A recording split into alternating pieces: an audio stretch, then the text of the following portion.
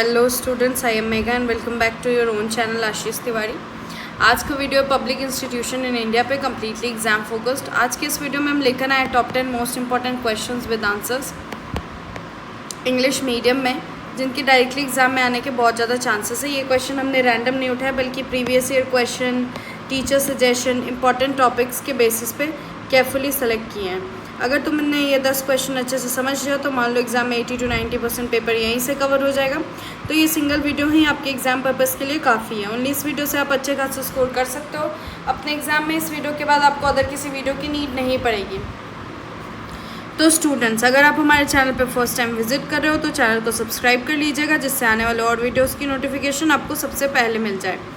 और हाँ, इस वीडियो में एक स्पेशल गिव अवे भी है आप सभी के लिए। वीडियो के बीच में हम कुछ क्वेश्चंस पूछेंगे, तो जो भी स्टूडेंट सबसे पहले और सभी करेक्ट आंसर देगा तो स्टार्टिंग के 3 लकी विनर्स को मिलेंगे एब्सोल्युटली फ्री नोट्स। और ये विनर निकलते ही विनर को हम तुरंत अनाउंस कर देंगे हमारे व्हाट्सएप और टेलीग्राम चैनल पे। तो आप सभी हमारे व्हाट्सएप एंड टेलीग्राम चैनल को फॉलो कर लो, लिंक आपको डिस्क्रिप्शन में मिल जाएगी। तो वीडियो को पूरा देखो, स्किप मत करना, क्योंकि गिव अवे का क्वेश्चन किसी भी मोमेंट पर आ सकता है। और सबसे बेस्ट बात, हमारे लेक्चर्स फ्री हैं, तुम्हारे लिए एकदम 100% फ्री वीडियो सीरीज़। लेकिन अगर तुम्हें इन्हीं लेक्चर्स के वेल ऑर्गेनाइज नोट्स चाहिए तो उनके पेड नोट्स भी अवेलेबल है, हिंदी और इंग्लिश दोनों मीडियम में। प्राइस भी स्टूडेंट फ्रेंडली है। डिस्क्रिप्शन में आपको वेबसाइट का लिंक दे दिया जाएगा और उस लिंक पे जाके आप अपने नोट्स बाय कर सकते हो। नोट्स प्राइस ओनली 50 रुपीज़ रहने वाला है। और अगर आपको नोट्स नहीं लेने हैं तो आप वीडियो लेक्चर भी देख सकते हो। तो चलो शुरू करते हैं। Public institutions in India subject के 10 most important questions and answers, जो तुम्हारे DU सोल एग्जाम के लिए गेम चेंजर साबित होंगे। Ready, let's begin. Question number 1 क्या पूछ रहा है? Why is it important to study public institution in a democratic society? How do public institution shape the relationship between the state and citizens? और what do you understand by public institutions? Discuss the role of public institution in governance with suitable examples. Basically public institution का क्या role है, public institution के बारे में हम क्यों पढ़ रहे हैं और डेमोक्रेटिक सोसाइटी में क्यों उसके बारे में जानना इम्पॉर्टेंट है, और कैसे पब्लिक इंस्टीट्यूशंस स्टेट और सिटीजन्स के बीच के जो रिलेशनशिप होते हैं उसको मेंटेन रखते हैं, उसको शेप में रखते हैं, उसको शेप करते हैं, उसको कैसे शेप करते हैं, ये समझना आपके लिए ये आपको आंसर में समझाना है, ठीक है। पब्लिक इंस्टीट्यूशन इंट्रोडक्शन से हम अपना आंसर स्टार्ट करेंगे, ठीक है। पब्लिक इंस्टीट्यूशन मतलब बेसिकली वो ऐसे इंस्टीट्यूशन है जिसको स्टेट स्टैब्लिश करता है पब्लिक इंटरेस्ट के लिए, पब्लिक के इंटरेस्ट के लिए काम करने के लिए, ठीक है। बेसिकली ऐसे इंस्टीट्यूशंस जो पब्लिक के लिए होते हैं, पब्लिक सर्वेंट्स,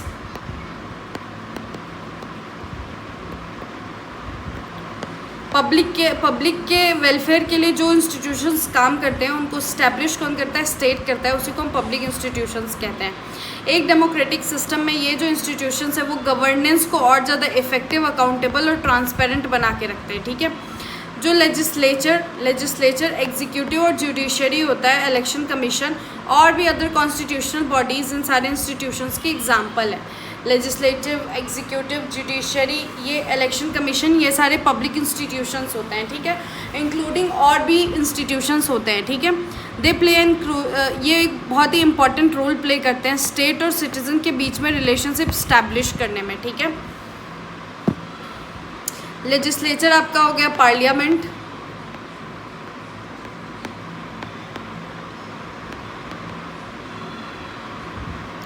एग्जीक्यूटिव आपका गवर्नेंस हो गया, गवर्नमेंट,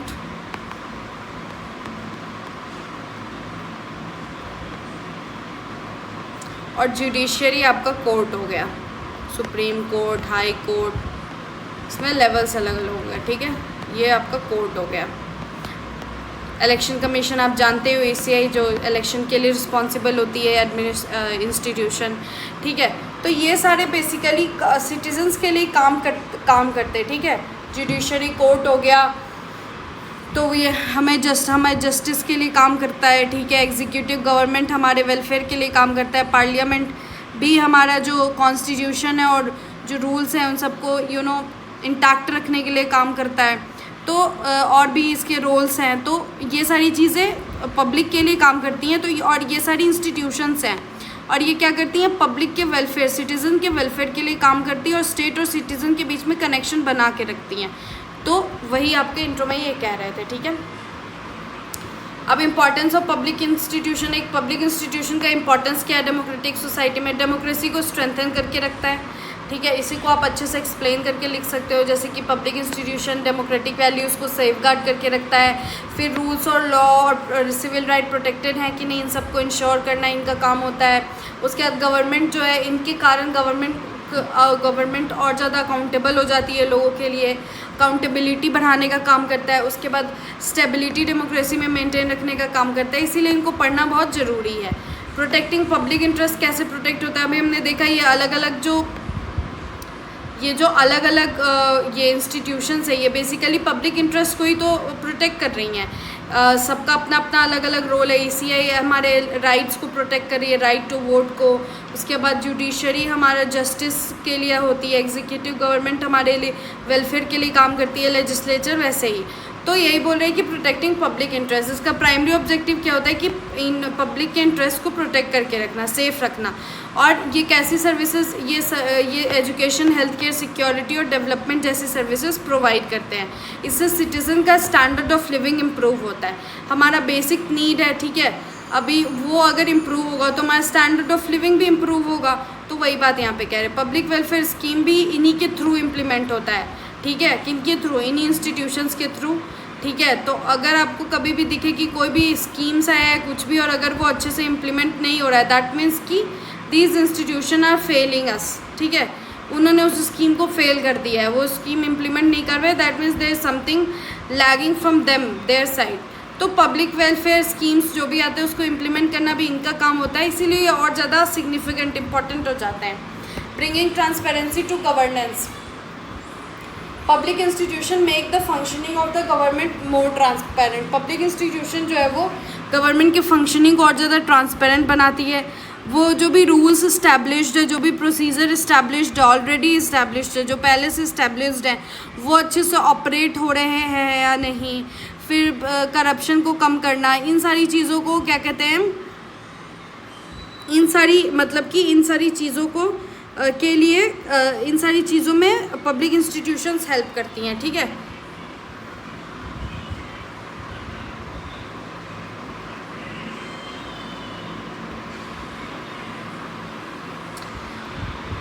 इससे क्या होता है कि गवर्नमेंट के सिटीज़न का गवर्नमेंट के अंदर ट्रस्ट बना रहता है और एक गवर्नेंस में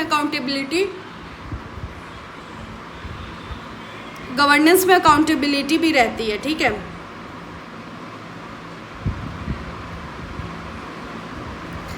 प्रोटेक्टिंग राइट्स एंड ड्यूटीज़, जो भी इंस्टीट्यूशन का क्या काम होता है, सिटीजन्स के राइट्स को प्रोटेक्ट करके रखना और उनके ड्यूटीज़ के लिए उनके अंदर अवेयरनेस बढ़ाना, ठीक है। They assist in establishing justice and equality, उनका काम होता है कि जस्टिस और इक्वालिटी सोसाइटी में इस्टेब्लिश करना, सिटीजन्स के बीच में इस्टेब्लिश करना, ताकि लॉ के लिए रिस्पेक्ट बनी रहे सोसाइटी में और डेमोक्रेटिक कल्चर चलता रहे और नर्चर हो, ठीक है। Maintaining social stability, public institution जो है वो उनका काम होता है ऑर्डर एंड पीस सोसाइटी में मेंटेन करके रखना। उसके लिए क्या कहते हैं, बहुत सारे ग्रुप्स में आपस में लड़ाई होती है या फिर कोई डिस्प्यूट चल रहा होता है, सोशल कॉन्फ्लिक्ट हो गए, इन सब को रिजॉल्व करना, इन सब में असिस्ट करना और पब्लिक सोसाइटी में स्टेबिलिटी मेंटेन करना, ये भी पब्लिक इंस्टीट्यूशन का काम होता है, ठीक है। रोल ऑफ पब्लिक गवर्नेंस में क्या रोल है पब्लिक इंस्टीट्यूशंस का, रोल इन लॉ मेकिंग में रोल आता है जुडिशरी एंड पार्लियामेंट, लेजिस्लेटिव, ये लोग क्या करते हैं कि किसी भी लॉ को बेसिकली जो लेजिस्लेचर होता है, मेन बॉडी हो गई, ठीक है। जुडिशरी का काम है उसको प्रोटेक्ट करके रखना, उसकी इंटीग्रिटी को, बट लेजिस्लेचर मेन बॉडी हो गई। उस लॉ जब हमको कभी कोई लॉ इनैक्ट करना होता है उसके लिए, तो लेजिस्लेचर जो है वो लॉ इनैक्ट करने का टास्क जो है वो परफॉर्म करती है। इनैक्ट मीन्स कि किसी भी चीज़ को इफ़ेक्ट में लेके आना, किसी भी लॉ को इफ़ेक्ट में लेके आने का काम लेजिस्लेचर का होता है। तो रोल इन लॉ मेकिंग आया। ये लॉ जो होते हैं वो सोसाइटी के स्मूथ फंक्शनिंग के लिए इंपॉर्टेंट होते हैं और इनके थ्रू राइट्स एंड ड्यूटीज़ जो सिटीजन्स के वो डिफाइन होते हैं और लॉ एंड ऑर्डर है इस कंट्री का, वो स्टेट का, वो स्ट्रेंथन होता है और गवर्नेंस और ज़्यादा इफेक्टिव होती है। इम्प्लीमेंटेशन ऑफ पॉलिसीज़, अभी जो एग्जीक्यूटिव है नाम में ही दिख रहा है, एग्जीक्यूटिव मीन्स कि इनको एग्जीक्यूट करना है बेसिकली। तो इनको एग्जीक्यूट क्या करना होगा, जो पॉलिसीज़ स्कीम्स आएंगी उनको एग्जीक्यूट करना होगा। तो एग्जीक्यूटिव बॉडी कौन सी होती है, हमारी गवर्नेंस होती है। तो जो एग्जीक्यूटिव बॉडी है वो गवर्नमेंट पॉलिसीज़ स्कीम्स जो होती है उनको क्या कहते हैं, उनको बेसिकली एग्जीक्यूट करने का इनका काम होता है। उसके अलावा एडमिनिस्ट्रेटिव सिस्टम मैनेज करना, जो भी डेवलपमेंटल प्रोग्राम है पब्लिक को वो डिलीवर करना और गवर्नमेंट सर्विस की अवेलेबिलिटी को मेंटेन करके रखना, ये सारी चीज़ें जो होती हैं इससे क्या होता है कि जो गवर्नमेंट के जो ऑब्जेक्टिव्स है, जो गोल्स है वो अचीव हो पाते हैं। ठीक है, तो यहाँ पे हमने दूसरा देखा, मतलब हमने दूसरा रोल समझा। तीसरा रोल समझेंगे जस्टिस डिलीवर करना। अब ये देखो नाम में ही देख रहा है, पहले हमने ऊपर में हमने जब इंस्टीट्यूशंस की एग्जांपल देखे तो लेजिस्लेचर देखे थे। लेजिस्लेचर का मेन फंक्शन आपको याद रखना है कि वो लॉ इनैक्ट करने में इनका मेन फंक्शन होता है। अब इसी के अराउंड आप 3-4 पॉइंट बना के लिख सकते हो। उसके बाद एग्जीक्यूटिव का क्या होता है, पॉलिसीज़ स्कीम्स इन सबको इम्प्लीमेंट करना, एडमिनिस्ट्रेटिव सिस्टम को मैनेज करना, डेवलपमेंट प्रोग्राम्स डिलीवर करना और गवर्नमेंट सर्विसेज की अवेलेबिलिटी को इंश्योर करना, ये सारे जो होते हैं वो एग्जीक्यूटिव का काम होता है। तो ये आप काम क्या होता है ये याद कर लोगे तो आंसर लिख सकते हो। डिलीवरिंग जस्टिस, अब जुडिशरी का क्या काम है, जुडिशरी में कोर्ट्स आते हैं, उनका क्या काम है, कोर्ट का काम है लॉ इंटरप्रेट करना और जस्टिस को मेंटेन करके रखना ताकि सिटीजन्स राइट प्रोटेक्ट रहे, डिस्प्यूट रिजॉल्व हो सके, इम्पार्शलिटी रिजॉल्व हो सके। और एक जो आर्बिट्री एक्शन होता है, आर्बिट्री एक्शन वैसा एक्शन होता है जो मतलब बिना सोचे समझे जो एक्शन लिया जाता है ना, बिना सोचे समझे, बिना मतलब इस एक्शन का क्या रिएक्शन आएगा, क्या आउटकम निकलेगा, ये जो बिना सोचे हुए जो एक्शन लिया जाता है, इन सारे एक्शंस जो गवर्नमेंट ऐसे कोई एक्शंस तो नहीं ले रहे, इन सबको चेक करना, ये किसका काम होता है, जुडिशरी का होता है। इससे जस्टिस और इक्वालिटी सोसाइटी में बनी रहती है। फोर्थ फंक्शन इलेक्शन, अब देखो ECI election commission of India free and fair election conduct करता है। ठीक है, ये एक डेमोक्रेसी का कॉर्नर स्टोन माना जाता है, बहुत ही इंपॉर्टेंट पिलर है।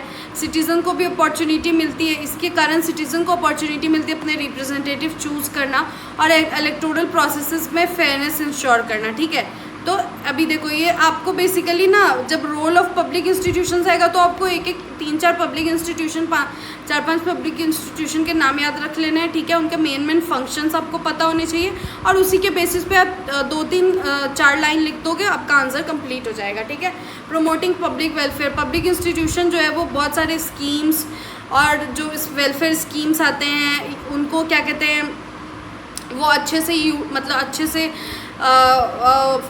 से यूटिलाइज हो सके, या फिर सर्विस प्रोवाइड करना, एजुकेशन, हेल्थ, सोशल सिक्योरिटी से रिलेटेड, ये सारी चीज़ें पब्लिक इंस्टीट्यूशन का काम होता है।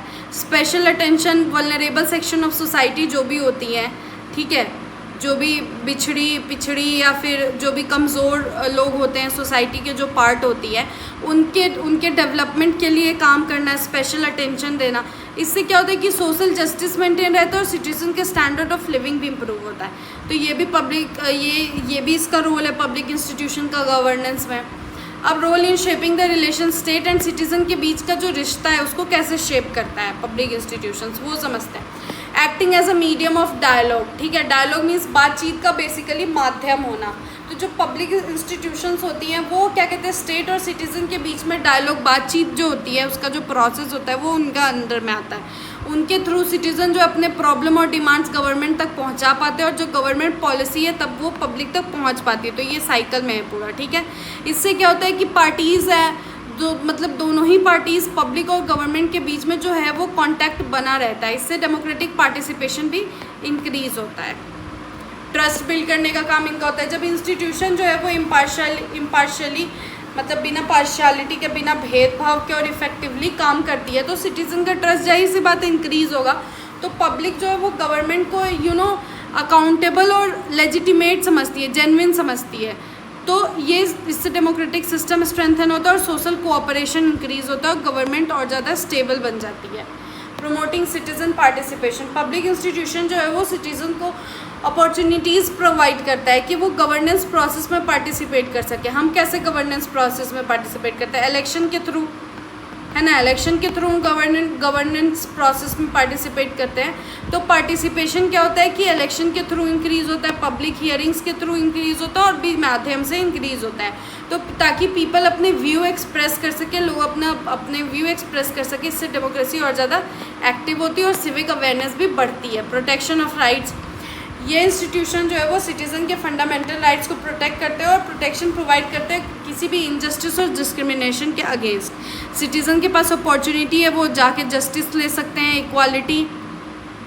इक्वालिटी बिफोर लॉ से पहले इक्वालिटी आती है, समानता, लोगों के बीच समानता होनी चाहिए, इसको इंश्योर करना भी इनका काम होता है।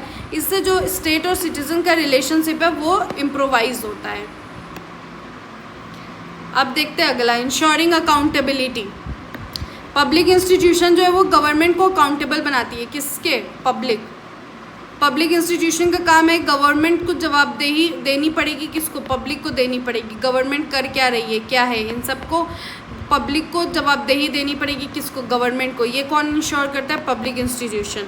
ये गवर्नमेंट की एक्टिविटीज़ को मॉनिटर करते हैं और उनकी जो भी वो गलत करते हैं उस पर उनका ध्यान रखते हैं। इससे क्या होता है कि एडमिनिस्ट्रेशन के बीच अंदर भी अकाउंटेबिलिटी इंक्रीज होती है और सिटीज़न का ट्रस्ट गवर्नेंस में बना रहता है। तब आपको कंक्लूजन लिख देना। कंक्लूजन में आप लिख देना कितना इंपॉर्टेंट है पब्लिक इंस्टीट्यूशंस, क्या क्या वो हेल्प करता है, कैसे मदद करता है, उसका रोल क्या है, 2-3 लिखते हुए ऐसे समअप करके आप अपना कंक्लूजन लिख देना, ठीक है। अब क्वेश्चन नंबर 2 पे आते हैं। How does Niti Aayog differ from the erstwhile planning commission in terms of its institutional structure, functioning and policy approach? इन तीनों बेसिस पे इसमें और इसमें हमें डिफरेंस बताना है, ठीक है।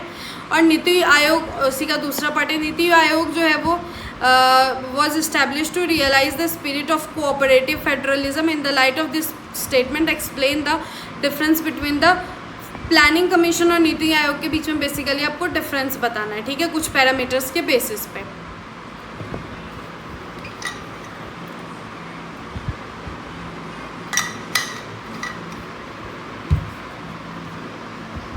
इंट्रोडक्शन से हम अपना आंसर स्टार्ट करेंगे।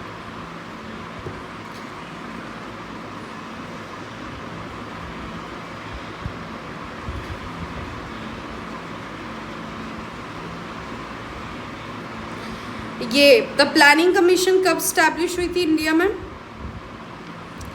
प्लानिंग कमीशन स्टैब्लिश हुई थी 1950 में, ठीक है। तो आपको पहले लिखना है कि प्लानिंग कमीशन जो है वो इंडिया में 1950 में स्टैब्लिश हुई थी और उसका मेन ऑब्जेक्टिव क्या था कि कंट्री के इकोनॉमिक डेवलपमेंट्स के लिए प्लान फॉर्मुलेट करना, प्लान्स बनाना, ठीक है। अब देखो प्लानिंग कमीशन कब स्टैब्लिश हुई थी? 1950 में। इसका मेन ऑब्जेक्टिव क्या था? कंट्री के इकोनॉमिक डेवलपमेंट, फिर से सुन लो, इकोनॉमिक डेवलपमेंट के लिए प्लान्स बनाना, प्लान्स फॉर्मुलेट करना उसका मेन ऑब्जेक्टिव था। नीति आयोग कब स्टैब्लिश हुआ है? 2015 में। और इसका जो है वो टेकिंग इनटू अकाउंट चेंजिंग, जैसे जैसे इकोनॉमिक और एडमिनिस्ट्रेटिव नीड्स अब चेंज हो रहे हैं, समय के साथ बदल रहे हैं। क्या 1950 में जो हमारी इकोनॉमिक नीड्स थी क्या आज वो एग्जिस्ट करती हैं? नहीं करती हैं, बहुत कुछ नहीं करती हैं, थोड़ा बहुत कुछ करती हैं। तो अभी जब समय बदल रहा है तो हमें अपना जो तरीका है वो भी तो बदलना पड़ेगा। तो इसीलिए नीति आयोग को बनाया गया 2015 में, ठीक है, जिसका ऑब्जेक्टिव है नीति आयोग का जो स्टेट का पार्टिसिपेशन है वो और ज़्यादा इन्हांस करना और कोऑपरेटिव फेडरलिज्म जो होता है, मींस कि सेंटर और स्टेट गवर्नमेंट का जो मतलब सेंटर और गवर्नमेंट स्टेट गवर्नमेंट जो पार्टनर्स की तरह काम करती हैं, साथ में काम करती हैं कॉमन गोल्स पे, उसमें उसको और ज़्यादा स्ट्रेंथन करने का बेसिकली उसको और ज़्यादा स्ट्रेंथन करना, ये इसका एक वन ऑफ द ऑब्जेक्टिव था। और जो भी डेवलपमेंट प्रोसेस है उसको और ज़्यादा इफ़ेक्टिव बनाना, ठीक है। तो देखो भाई दोनों का क्या कहते हैं ऑब्जेक्टिव काफ़ी अलग है। There are significant differences in their function, structure, approach of the two institution. देखो बता उनके मतलब इन दोनों ही इंस्टीट्यूशन जो प्लानिंग कमीशन है, ठीक है, और जो नीति आयोग है, दोनों के ही फंक्शन, स्ट्रक्चर और अप्रोचेस में बहुत ज़्यादा डिफरेंस है, ठीक है, दोनों ही इंस्टीट्यूशंस के। ये भी इंस्टीट्यूशंस ही हैं, ठीक है। अब डिफरेंस समझते हैं दोनों के स्ट्रक्चर में क्या है। अब हम स्ट्रक्चर के बेसिस पे दोनों में डिफरेंस समझेंगे। बेसिस ऑफ इस्टेब्लिशमेंट, जो प्लानिंग कमीशन है वो 1950 में इस्टेब्लिश हुआ था। सेंट्रल गवर्नमेंट ने इसको इस्टेब्लिश किया था। इसका प्राइमरी ऑब्जेक्टिव था 5 ईयर प्लान फॉर्मुलेट करना। कहाँ, किसके लिए? हमारे कंट्री के लिए, इंडिया के लिए। इसका जो फंक्शन था, ये जो प्लानिंग कमीशन थी वो कम्प्लीटली सेंट्रलाइज्ड इंस्टीट्यूशन थी, मतलब पूरा का पूरा कंट्रोल सेंट्रल गवर्नमेंट का इस पे था, सेंट्रल गवर्नमेंट का, ठीक है। और जो स्टेट का रोल था वो लिमिटेड था। तो जो मतलब किस तरफ कहाँ पे क्या डेवलपमेंट होगा वो सब कुछ सेंटर डिसाइड करता था, ठीक है। मेनली प्राइमरीली सेंटर डिसाइड करता था। तो इस्टेब्लिशमेंट इसका ऐसे हुआ था। अब नीति आयोग का इस्टेब्लिशमेंट कैसे हुआ? नीति आयोग 2015 में इस्टेब्लिश हुआ। इसका मतलब मेन ऑब्जेक्टिव क्या है कि स्टेट का जो पार्टिसिपेशन है वो और ज़्यादा इम्प्रूव हो, डेवलपमेंटल जो भी डेवलपमेंट प्रोसेसेस है उनमें ये इंश्योर करना, ठीक है। तो देखो यहीं पे ये दोनों कितने डिफरेंट हो गए। यहाँ पे कम्प्लीटली सेंट्रलाइज था, यहाँ पे स्टेट का पार्टिसिपेशन डेवलपमेंट प्रोसेस में और ज़्यादा इंक्रीज़ हो सके, इसके लिए नीति आयोग को इस्टेब्लिश किया गया है, ठीक है। It functions as a think tank की तरह ये फंक्शन करता है और स्टेट को है एक सिग्निफिकेंट रोल प्रोवाइड किया जाता है पॉलिसी फॉर्मुलेशन में, जिससे फेडरल सिस्टम और भी ज़्यादा स्ट्रॉन्ग होता है। फेडरल सिस्टम जहाँ पे सेंटर एंड स्टेट दोनों मिलके काम करती है, सेंटर एंड स्टेट दोनों मिलके काम करती है कंट्री के वेलफेयर के लिए, स्टेट के वेलफेयर के लिए, ठीक है।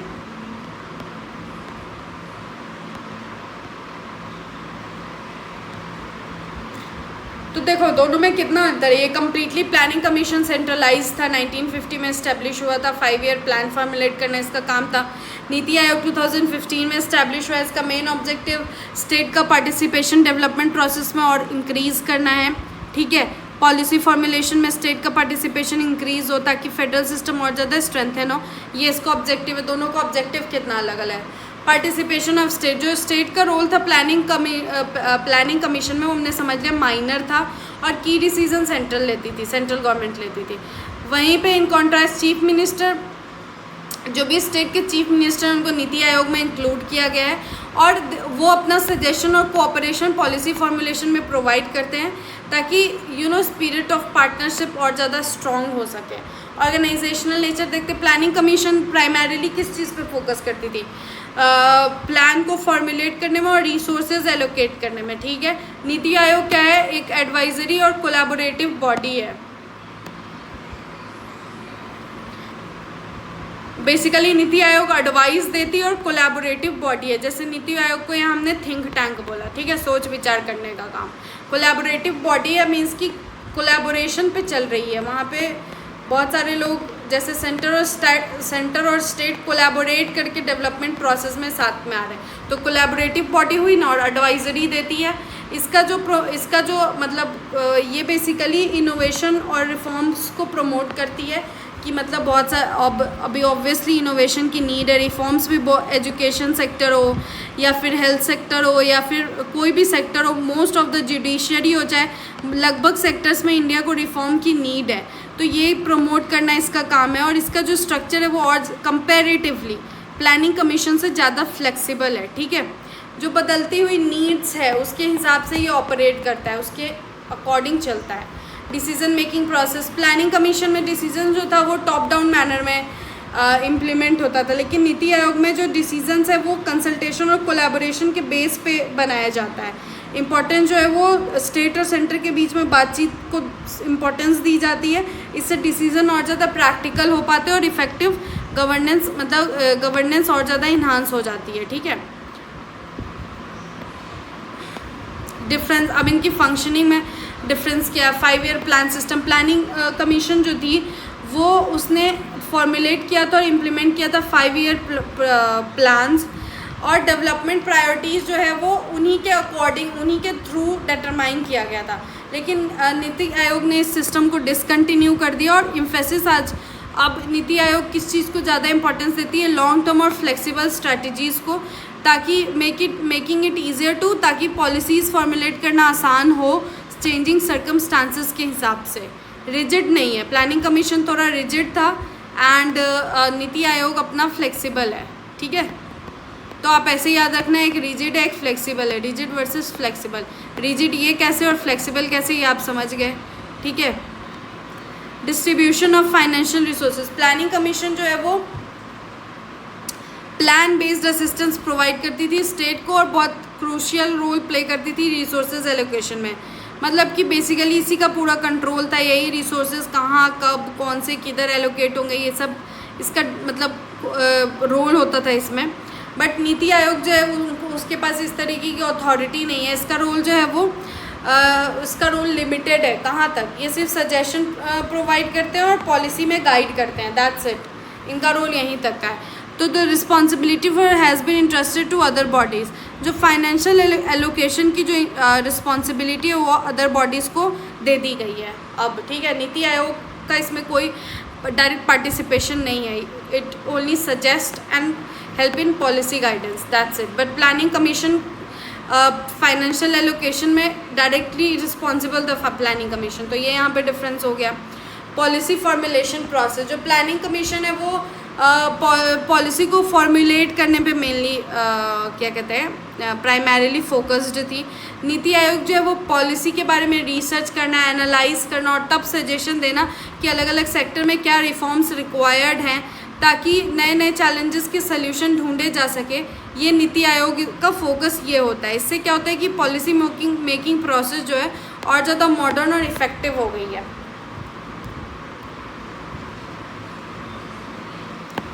प्रोमोटिंग इनोवेशन, जो प्लानिंग कमीशन है वो क्या कहते हैं इनोवेशन को लेस इम्पोर्टेंस देती थी, ठीक है।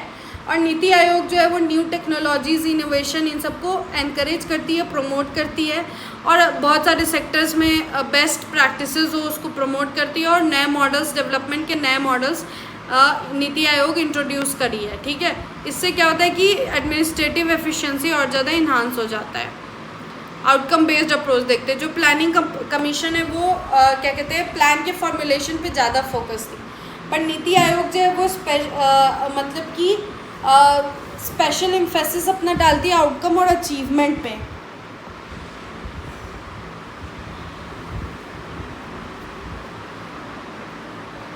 बहुत सारे प्लानिंग्स, बहुत सारे प्रोग्राम्स को रेगुलर रिव्यू करना, उसके बाद उसके बेसिस पे इम्प्रूवमेंट सजेस्ट करना परफॉर्मेंस के बेसिस पे, ये सब अब नीति आयोग ये करती है, ठीक है।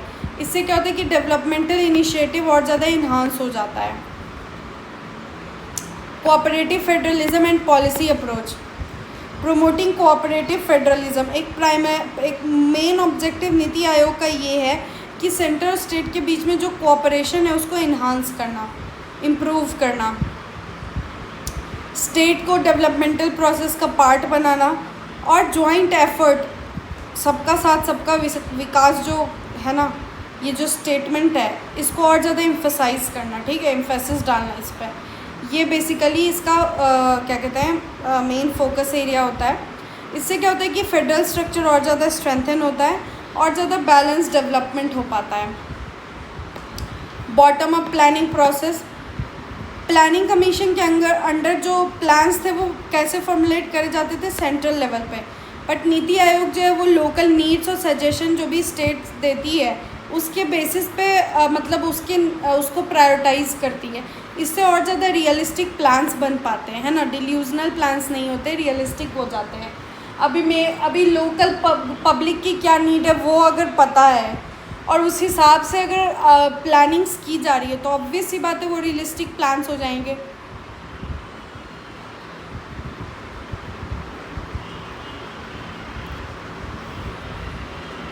अब थर्ड पॉइंट देखते हैं, concept of competitive federalism. NITI Aayog जो है ना वो एक दूसरे के मतलब जो जितने भी स्टेट्स हैं इंडिया में उनमें एक हेल्दी कंपटीशन होना चाहिए, तो नीति आयोग इसको भी एनकरेज करती है। स्टेट परफॉर्मेंस को भी इवेल्युएट करना और जो हाई परफॉर्मिंग स्टेट है उनको इंसेंटिव्स प्रोवाइड करना देना, ये सारी चीज़ें भी होती हैं। इससे क्या होता है कि डेवलपमेंट का पेस भी एक्सेलरेट होता है और गवर्नेंस भी इम्प्रूव होती है। तो ये हेल्दी कंपटीशन भी एनकरेज करती है। Long term development vision, NITI Aayog जो है वो शॉर्ट टर्म प्लान तक लिमिटेड नहीं है, जैसे कि हमने उसमें देखा प्लानिंग कमीशन ने बस 5 ईयर प्लान बनाया था, तो ये शॉर्ट टर्म प्लान है ना, नीति आयोग जो है वो शॉर्ट टर्म प्लान तक लिमिटेड नहीं है, वो लॉन्ग टर्म डेवलपमेंट गोल्स की तरफ ध्यान देती है, काम करती है। स्पेशल एम्फेसिस जो है वो सस्टेनेबल और इंक्लूसिव डेवलपमेंट पे देती है, और जो फ्यूचर चैलेंजेस है उसको कंसिडरेशन में लेते हुए इससे और ज़्यादा डेवलपमेंट अच्छा हो जाता है। Shared partnership based development, NITI Aayog जो है वो कोलैबोरेशन गवर्नमेंट के अंदर, मतलब कोलैबोरेशन होना चाहिए स्टेट और सेंट्रल का, प्राइवेट सेक्टर और सिविल सोसाइटी का, ये सब को मतलब एम्फसाइज करती है, फॉस्टर करती है, और जो अलग अलग स्टेक होल्डर हैं उनका पार्टिसिपेशन भी इंश्योर करती है, और डेवलपमेंट जो है वो एक कलेक्टिव एफर्ट की तरह देखती है। ठीक है, सबका एफर्ट, कलेक्टिव एफर्ट होगा तभी डेवलपमेंट हो सकता है। इस तरीके से नीति आयोग डेवलपमेंट को लेती है। ठीक है, इससे क्या होता है कि जो पॉलिसीज़ की इफेक्टिवनेस है वो इंक्रीज़ हो जाती है और पब्लिक इंटरेस्ट टॉप प्रायोरिटी में आ जाता है। कंक्लूज़न में आप लिख लेना दोनों के बीच का डिफरेंस लिखते हुए, कैसे कौन सा ज़्यादा अच्छा है, कौन सा क्या है, ये लिखते हुए आप अपना कंक्लूज़न लिख लेना। ठीक है, क्वेश्चन नंबर 3 से पहले मैं आपसे एक गिव अवे का क्वेश्चन नंबर 1 पूछूंगी।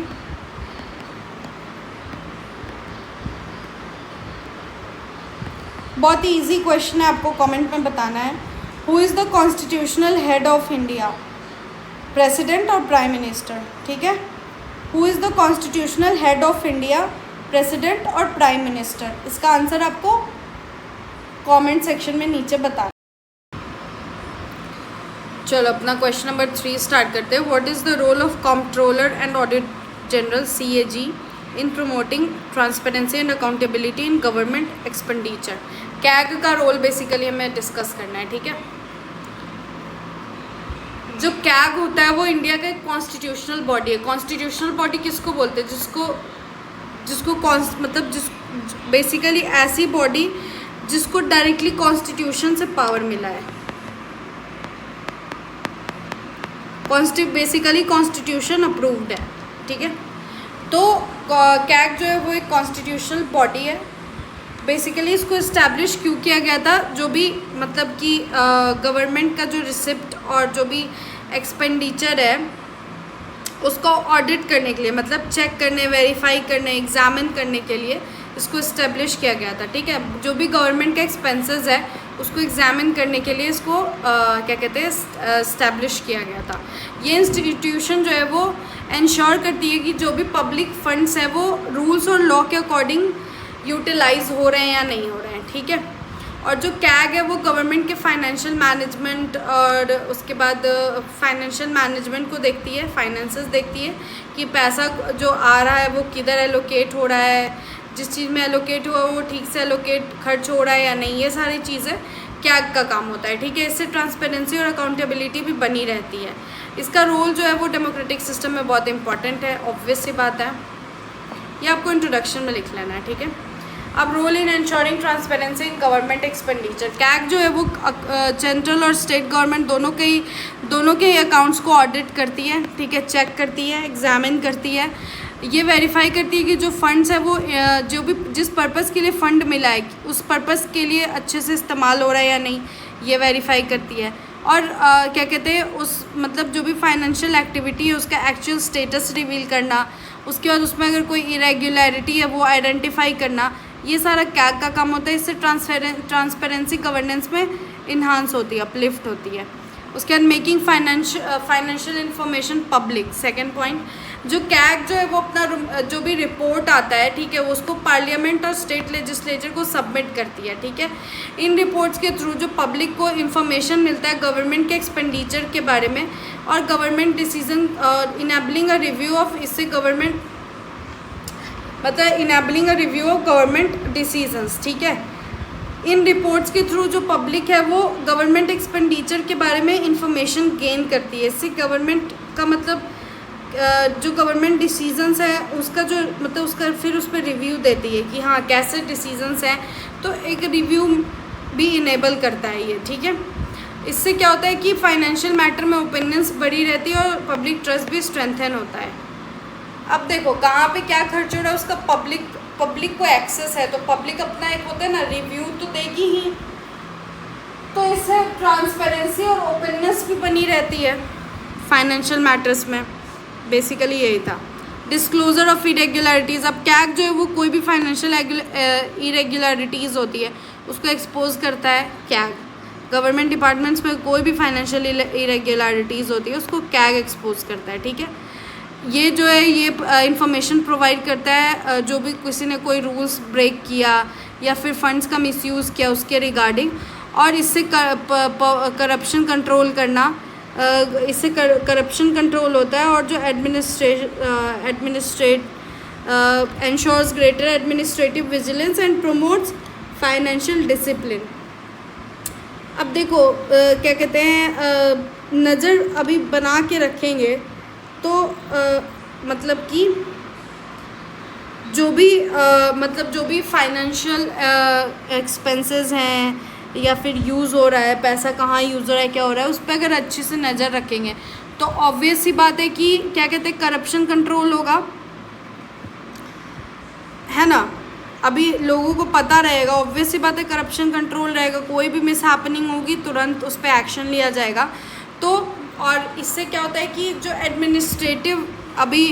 एडमिनिस्ट्रेशन भी अच्छे से ध्यान रख सकती है गवर्नमेंट एम्प्लॉय पे और ऑफिशियल्स पे, ताकि इससे गवर्नमेंट का जो विजिलेंस है, विजिलेंस मतलब समझ रहे हो ना, surveillance vigilance, basically watch, keeping a watch, घड़ी वाला वॉच नहीं, देखने वाला वॉच, ठीक है, ये और ज़्यादा अच्छा हो जाता है, ठीक है।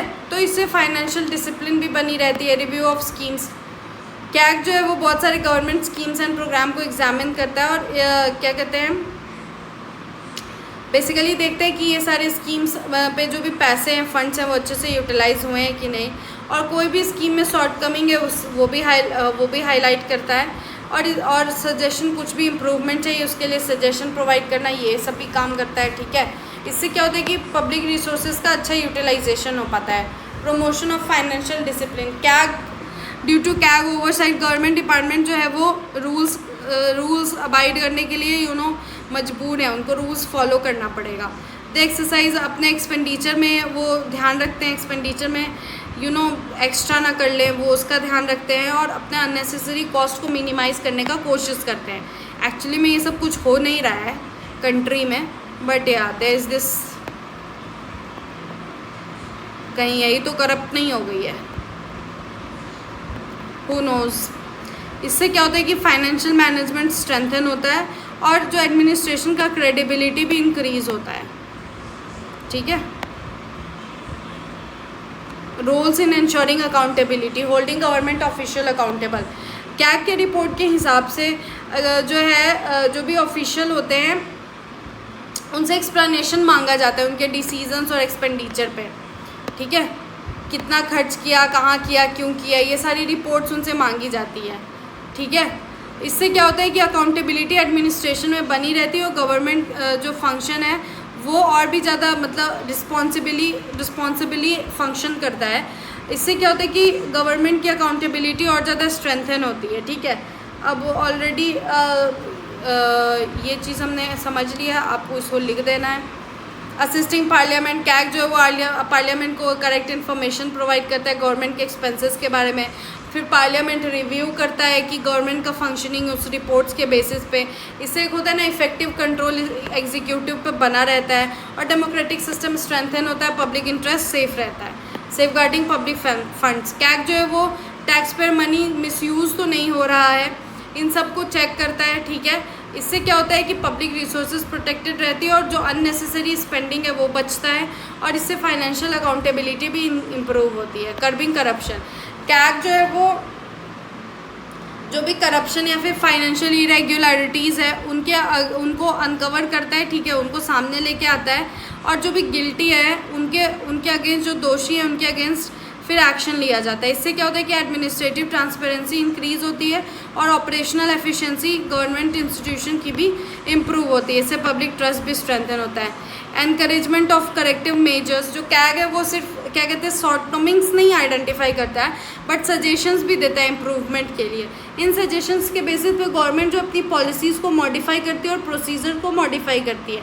इससे एडमिनिस्ट्रेटिव एफिशिएंसी एनहांस होती है और फ्यूचर एरर्स प्रिवेंट होता है और गवर्नेंस और ज़्यादा इफेक्टिव हो जाती है। Importance of the CAG in democratic governance, role as a constitutional body. CAG जो है वो एक इंडिपेंडेंट बॉडी है, इस्टेब्लिश कॉन्स्टिट्यूशन ने उसको इस्टेब्लिश किया है। इसका इंडिपेंडेंस जो है वो मतलब क्या कहते हैं,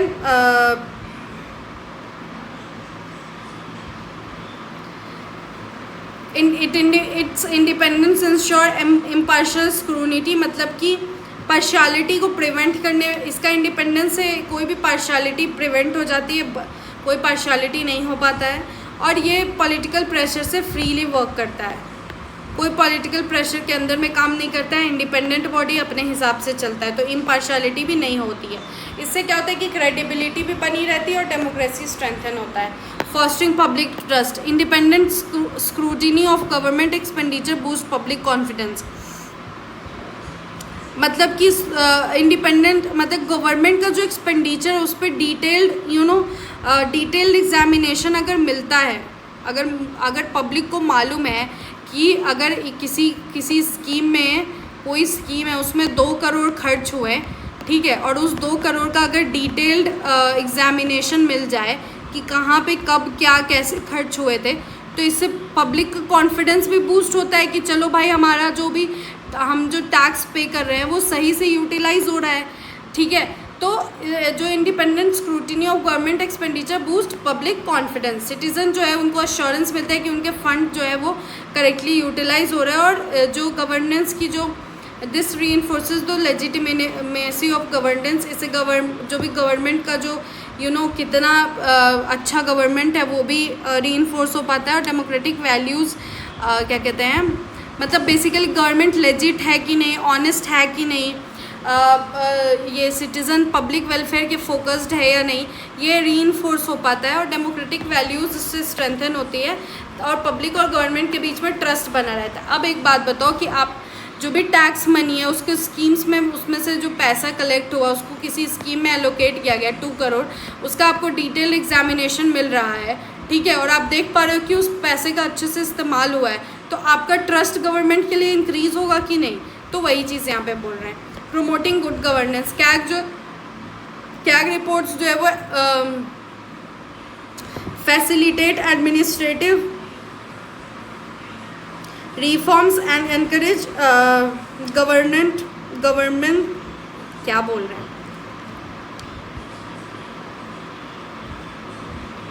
CAG reports facilitate administrative reforms and encourage the government to adopt better financial management practices.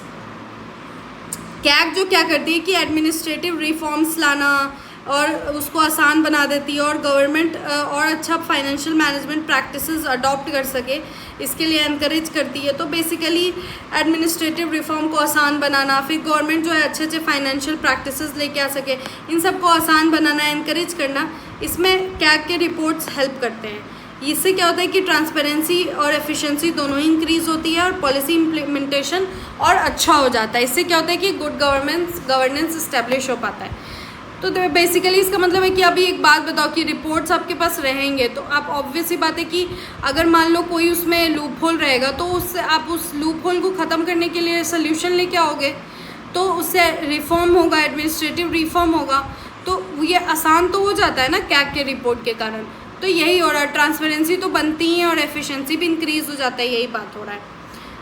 तो थर्ड पॉइंट में ये था। फोर्थ में देखते हैं पार्लियामेंट स्ट्रेंथनिंग कंट्रोल। कैग जो है वो पार्लियामेंट को असिस्ट करती है फाइनेंशियल मैटर्स को देखने में, ठीक है। पार्लियामेंट के पास बेसिकली रिपोर्ट कैग लेके जाती है कि हाँ भाई जो भी फाइनेंशियल डिसीजंस हुए थे, एलोकेशंस हुए थे, उनका ये अपडेट है, आप देख लो, ये कैग का काम होता है। इससे क्या होता है कि गवर्नमेंट एक्टिविटीज़ के ऊपर अच्छा खासा कंट्रोल बना रहता है और डेमोक्रेटिक बैलेंस बना रहता है और अकाउंटेबिलिटी भी बनी रहती है। इससे गवर्नेंस और ज़्यादा रिस्पॉन्सिव हो जाती है। प्रोटेक्शन ऑफ पब्लिक इंटरेस्ट, जो अल्टीमेट ऑब्जेक्टिव कैग का क्या है कि पब्लिक इंटरेस्ट को सेफ रखना, ठीक है। मेन ऑब्जेक्टिव कैग का यही है।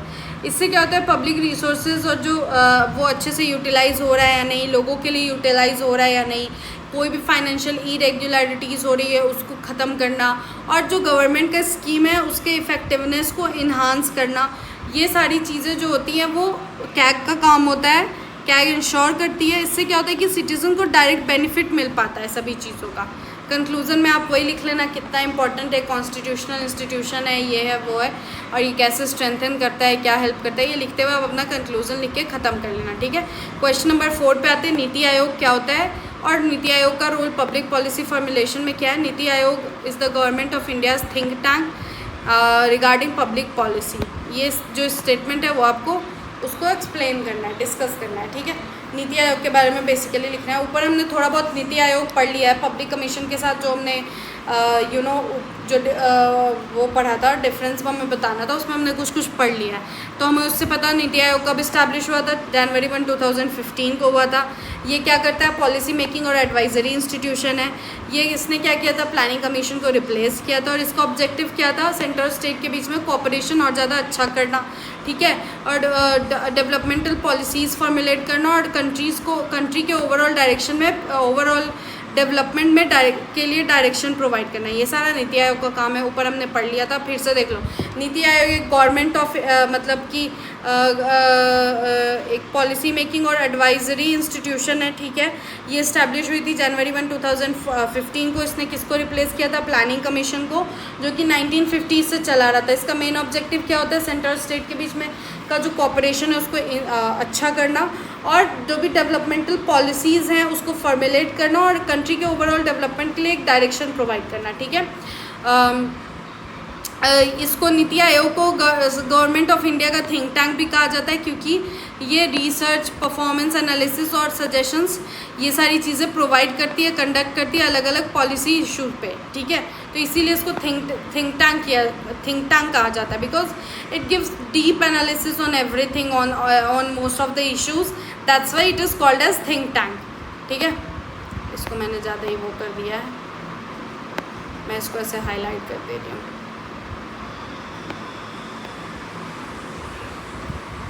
थिंक टैंक क्यों कहा जाता है, क्योंकि ये रिसर्च कंडक्ट करता है, एनालिसिस परफॉर्म करता है, और सजेशन उसके बाद ऑफर करता है अलग अलग पॉलिसी इश्यूज़ पे, ठीक है। नेचर और ऑब्जेक्टिव क्या है, एस्टैब्लिशमेंट ऑफ नीति आयोग, ये हम जल्दी करेंगे, ऊपर ऑलरेडी हम इसके बारे में पढ़ चुके हैं। इसीलिए नीति आयोग किस चीज़ को ध्यान में रख के इस्टेब्लिश किया गया था, जो भी चेंजिंग इकोनॉमिक और सोशल नीड्स है उनको ध्यान में रख के।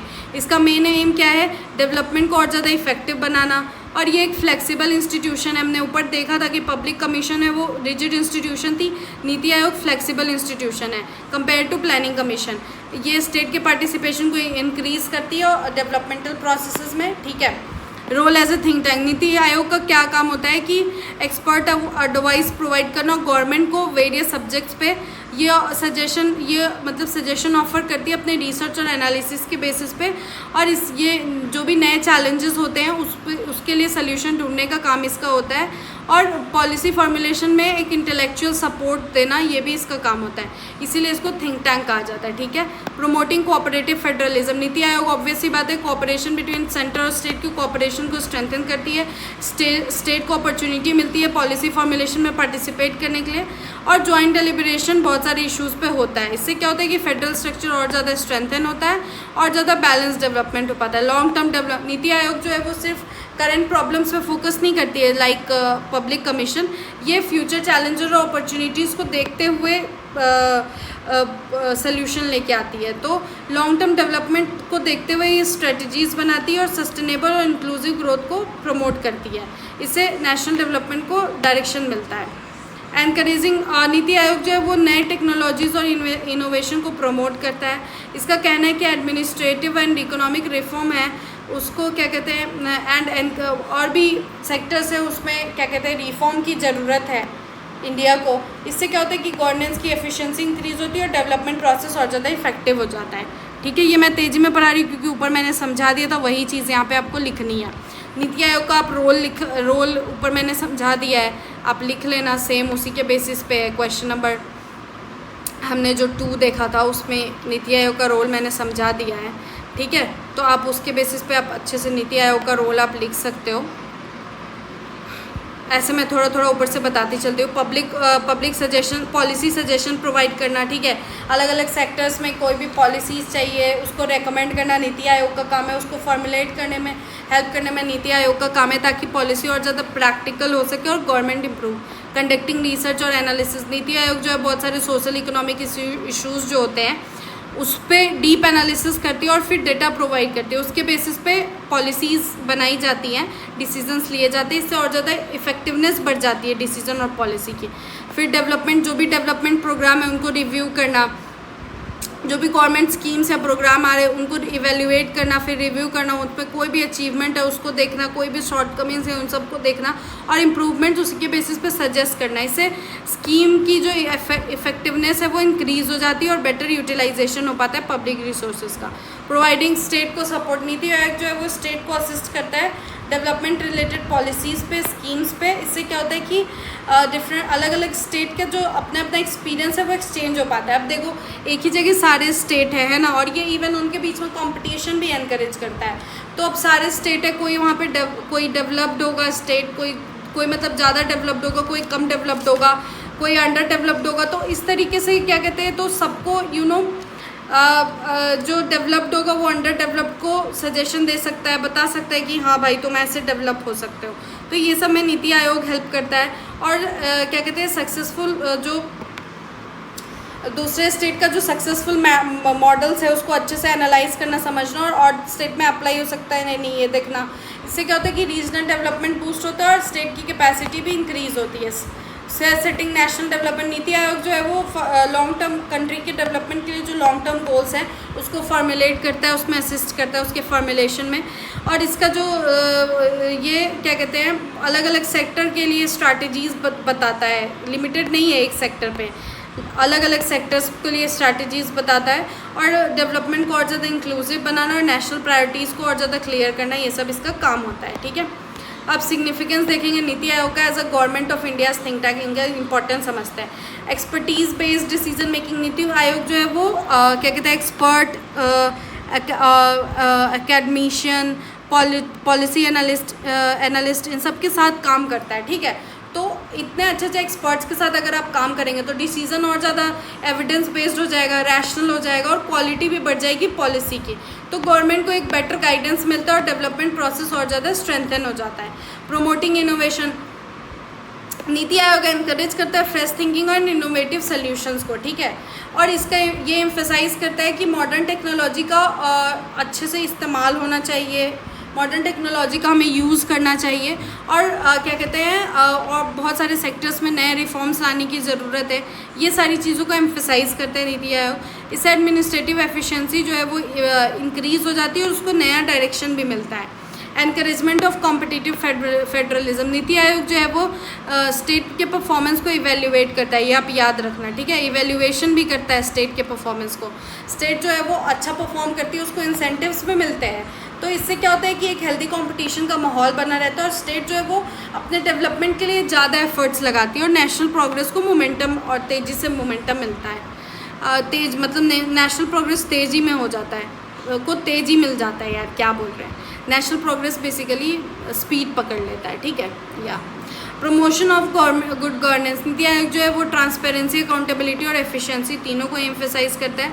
ये सजेशन जो है वो जो भी एडमिनिस्ट्रेटिव रिफॉर्म्स चाहिए उसके लिए सजेशन देना, फिर स्कीम्स का बेटर इम्प्लीमेंटेशन कैसे हो सकता है उसके लिए असिस्ट करना, इन सब चीज़ों में हेल्प करता है। इससे गवर्नेंस और ज़्यादा इफेक्टिव हो जाती है और पब्लिक को और अच्छा सर्विस मिलता है।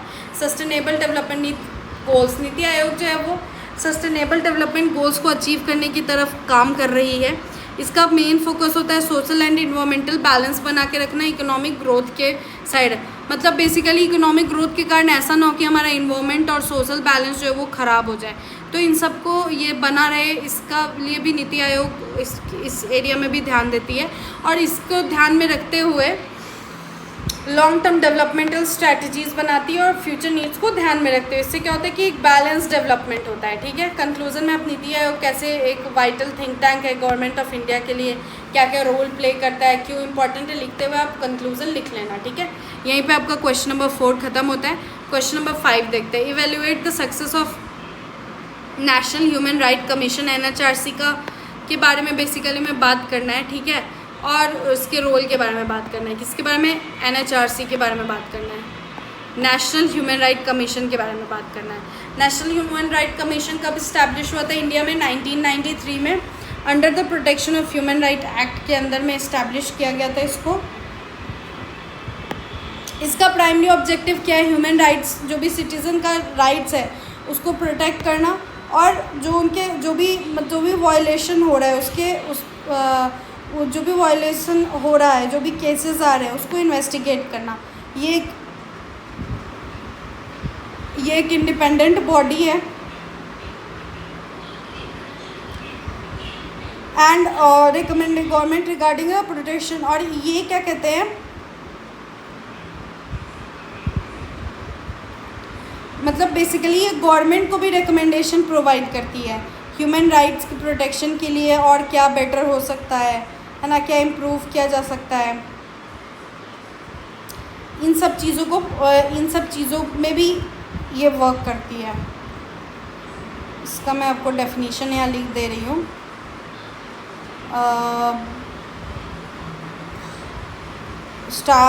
स्टैट्यूटरी बॉडी बेसिकली ऐसी बॉडी होती है, एक ऐसी ऑर्गेनाइजेशन जिसको लॉ पास करके बनाया गया है। कहाँ पे? पार्लियामेंट में लॉ पास करके बनाया गया है। इसको डायरेक्टली कॉन्स्टिट्यूशन ने नहीं बनाया है, इस पार्लियामेंट ने बनाया है, ठीक है। पार्लियामेंट ने बनाया है क्योंकि बिकॉज ऑफ एन एक्ट, या फिर किसी एक्ट या लॉ के कारण जिस बॉडी को बनाई जाती है उसको हम स्टैट्यूटरी बॉडी बोलते हैं, ठीक है। तो ये क्या कहते हैं, देखो कॉन्स्टिट्यूशनल बॉडी क्या होती है कि कॉन्स्टिट्यूशन ने क्रिएट किया, ठीक है। और स्टैट्यूटरी बॉडी क्या होती है? क्रिएटेड बाय पार्लियामेंट एक्ट, ठीक है। किसी एक्ट या किसी लॉ के कारण जो बनती है उसको हम कहते हैं। तो ये एक इंडिपेंडेंट स्टैट्यूटरी बॉडी है जो कि रिकमेंडेशन प्रोवाइड करती है किसको? गवर्नमेंट को। किस चीज़ के रिगार्डिंग? ह्यूमन राइट प्रोटेक्शन के रिगार्डिंग। ये इसका सिग्निफिकेंस रोल है ह्यूमन राइट्स को सेफ रखने में और पब्लिक अवेयरनेस इंक्रीज करने में। Role of the NHRC in protecting citizens right देखते हैं, इसका रोल समझते हैं। Investigation of human right violation.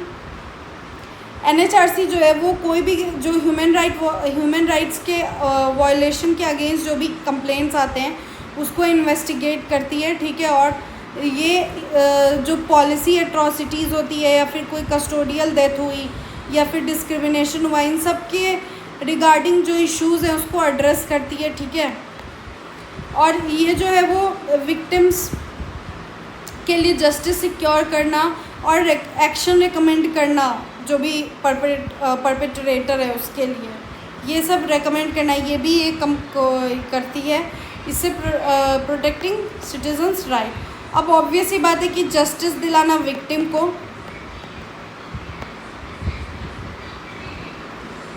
और जो परपेट्रेटर है उसके लिए स्ट्रिक्ट एक्शन सजेस्ट करना, रेकमेंड करना उसके क्राइम के बेसिस पे। तो इससे सिटीजन्स का राइट तो ऑब्वियसली प्रोटेक्ट हो रहा है, तो ये सब काम करती है, ठीक है। प्रोवाइडिंग रिलीफ टू विक्टिम, जो कमीशन है वो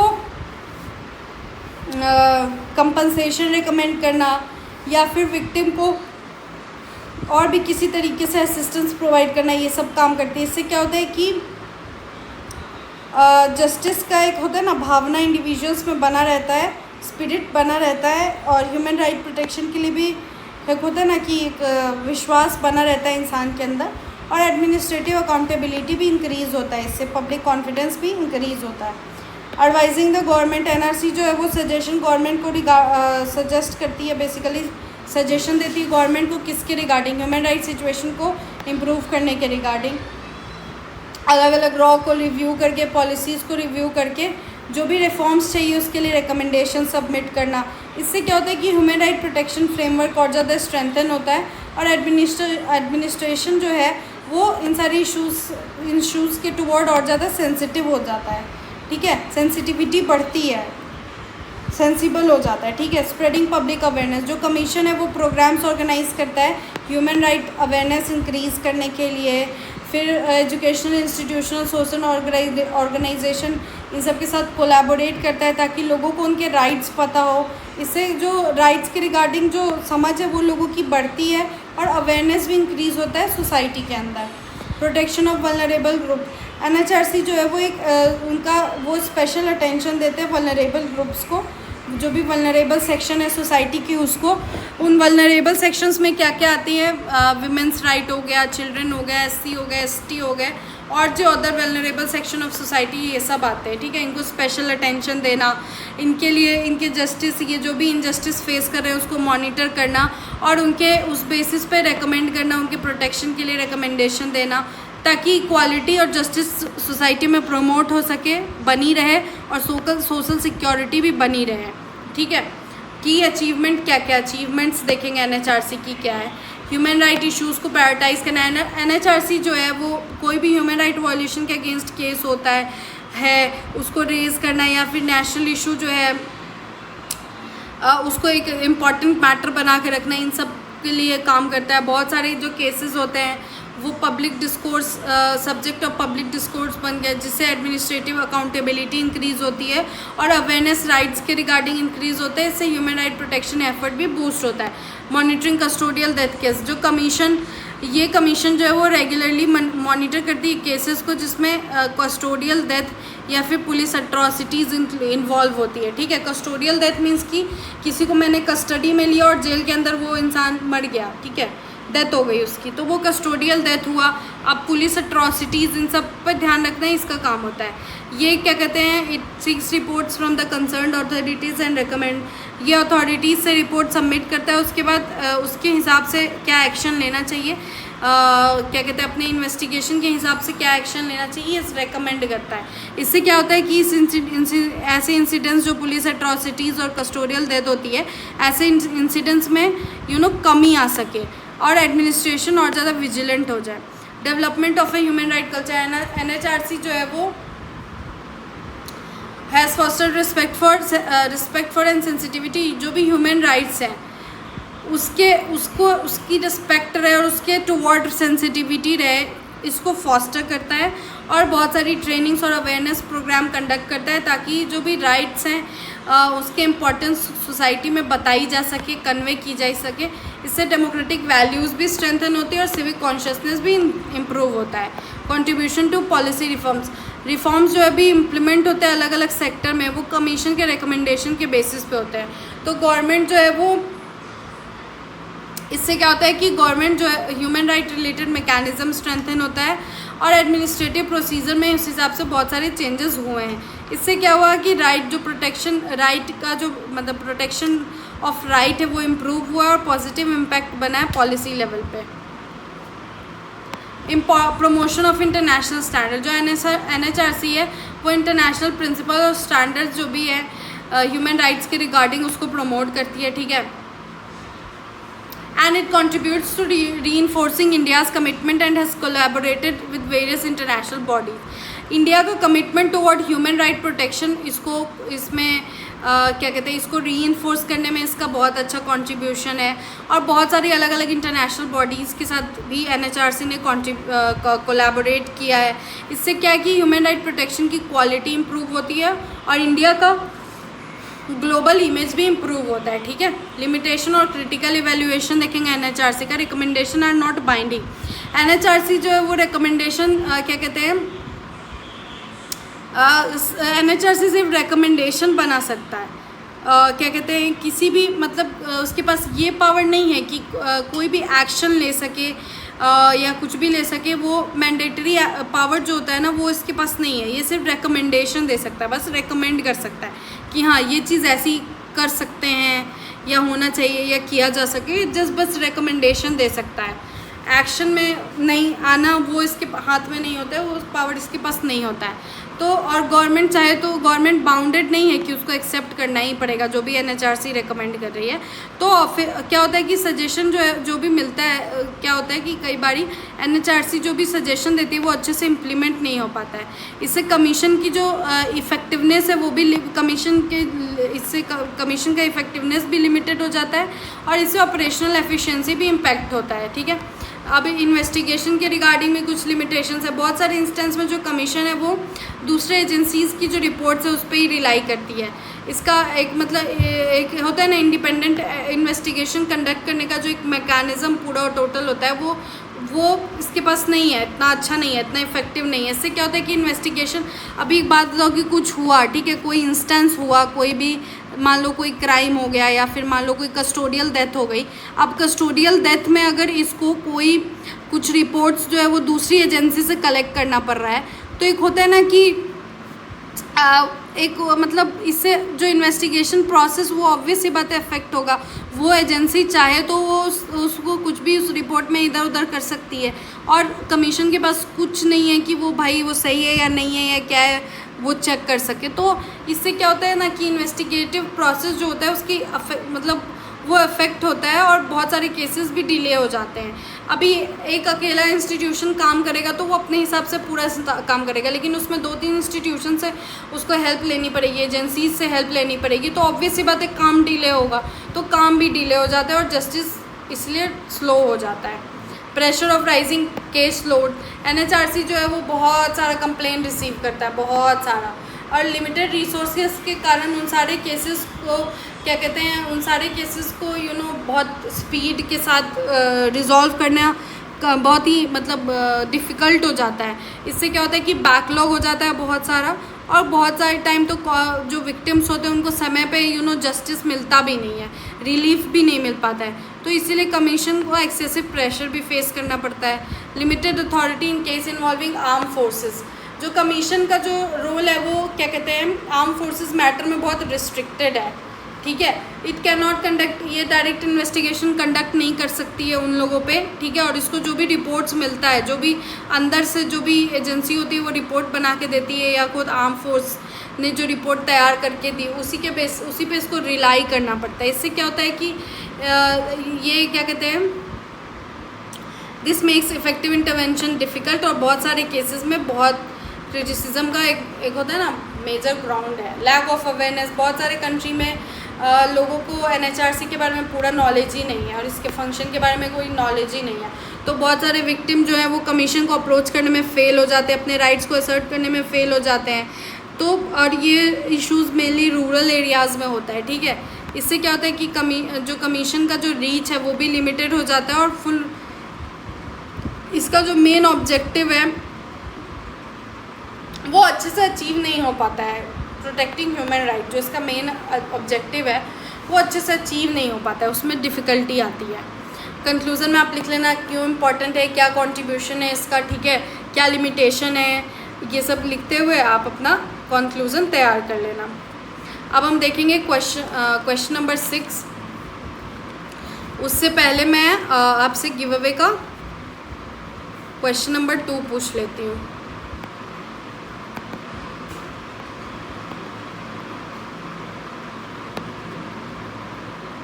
रेडी हो आप लोग? क्वेश्चन नंबर 2 आपका गिव अवे का क्वेश्चन नंबर 2 है, very easy question. In which city is the Supreme Court of India located, ठीक है। In which city is the Supreme Court of India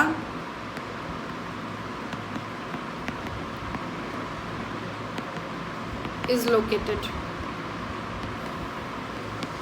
question number 6 देखते हैं। इवेल्युएट द ECI का role, हमें basically अभी यहाँ ECI के बारे में पढ़ना है, ठीक है।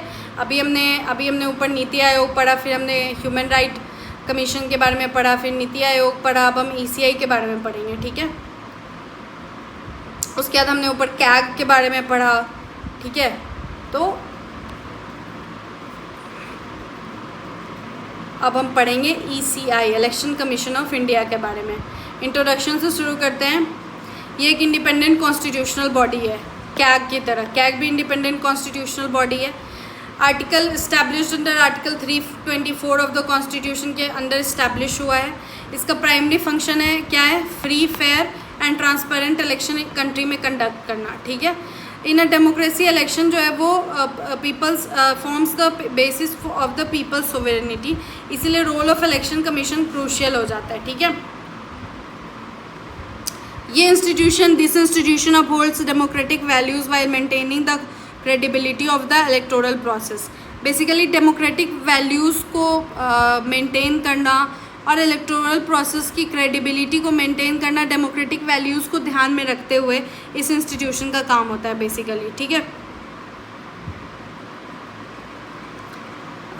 तो हमने इंट्रोडक्शन देख लिया कि ये इंस्टीट्यूशन कब इस्टेब्लिश हुई थी, ये कॉन्स्टिट्यूशनल बॉडी है, कौन से आर्टिकल के अंदर में इस्टेब्लिश हुई थी, इसका प्राइमरी फंक्शन क्या है ना। इलेक्शन जो है वो क्या कहते हैं, एक मतलब लोगों का basis of the people's sovereignty. Election forms the basis of people's, जो पीपल्स हैं उनके सोवरेनिटी का बेसिस है ये बेसिकली। सोवरेनिटी मीन्स क्या हो गया, पावर, इंडिपेंडेंट पावर, ठीक है। लोगों को एक होता है ना इंडिपेंडेंट पावर मिलता है कंट्री और गवर्नमेंट के मतलब में डायरेक्ट पार्टिसिपेशन का जो पावर मिलता है, तो ये भी इलेक्शन है। उसके बाद इलेक्शन कमीशन का रोल कितना इम्पोर्टेंट हो जाता है, इसलिए ये सब हमने इंट्रोडक्शन में लिख लेना है। अब role in ensuring free and fair election, इसका रोल समझते हैं कैसे free and fair election ensure करता है। ये कंडक्ट ऑफ इलेक्शन, ईसीआई जो है वो इलेक्शन कंडक्ट करता है Lok Sabha, state legislative assembly, president और वाइस प्रेसिडेंट के लिए, ठीक है। इसका काम होता है इलेक्शन का स्केड्यूल अनाउंस करना और जो भी वोटिंग का जो पूरा प्रोसेस होता है उस पर ध्यान रखना, और जो वोट काउंटिंग का जो प्रोसेस होता है उस पर ध्यान रखना, ये सारा इसका काम होता है। इलेक्शन स्केड्यूल करना, वोटिंग प्रोसेस पे ध्यान रखना कि अच्छे से ट्रांसपेरेंटली और अच्छे से हो रहा है या नहीं, और वोट्स काउंट हो रहा है कि नहीं अच्छे से, ये सब इसका काम होता है। इलेक्शन जो है वो एक होता है ना पीसफुल और ऑर्डरली मैनर में हो रहा है या नहीं, इस सब पे ध्यान रखना इलेक्शन कमीशन का काम है। Preparation of electoral rolls, commission जो इलेक्शन कमीशन होता है वो प्रिपेयर करता है और रिवाइज करता है वोटर मतलब कॉन्स्टेंटली वो प्रिपेयर और रिवाइज करते रहता है वोटर लिस्ट, ठीक है। जो भी एलिजिबल सिटीजन्स होते हैं उनका नेम जो है वो लिस्ट में ऐड होते रहेगा। जो डिसीज़ या फिर कोई इनएलिजिबल इंडिविजुअल्स है उनका नाम रिमूव करना, ये सब चलते रहता है। इससे क्या होता है कि इलेक्टोरल प्रोसेस की इंटीग्रिटी बनी रहती है और सभी सिटीजन्स को वोट मिलता है, राइट टू वोट मिलता है, अपॉर्चुनिटी मिलता है वोट देने का, ठीक है। अभी मान लो कि कोई सिटीजन्स ऐसे 18+ हमें अलाउड है, तो कोई 18+ हुआ तो उसका लिस्ट में नाम ऐड करना इंपॉर्टेंट है ना, तभी तो वो वोट दे पाएगा, ठीक है। अब कोई इंसान मर गया, कोई 82 साल का इंसान मर गया, तो अब उसका नाम वोटर लिस्ट से हटाना पड़ेगा। तो ये सारा काम ईसीआई करती है। Enforcement of the model code of conduct, जो इलेक्शन कमीशन है वो इन्फोर्स करती है model code of conduct election के दौरान। पॉलिटिकल पार्टीज़ और कैंडिडेट्स होते हैं उनको उसके रूल्स के क्या कहते हैं, उस रूल्स जो भी बनता है उसके अंदर उसके हिसाब से चलना पड़ता है, ठीक है, वो उसके अगेंस्ट नहीं जा सकते हैं।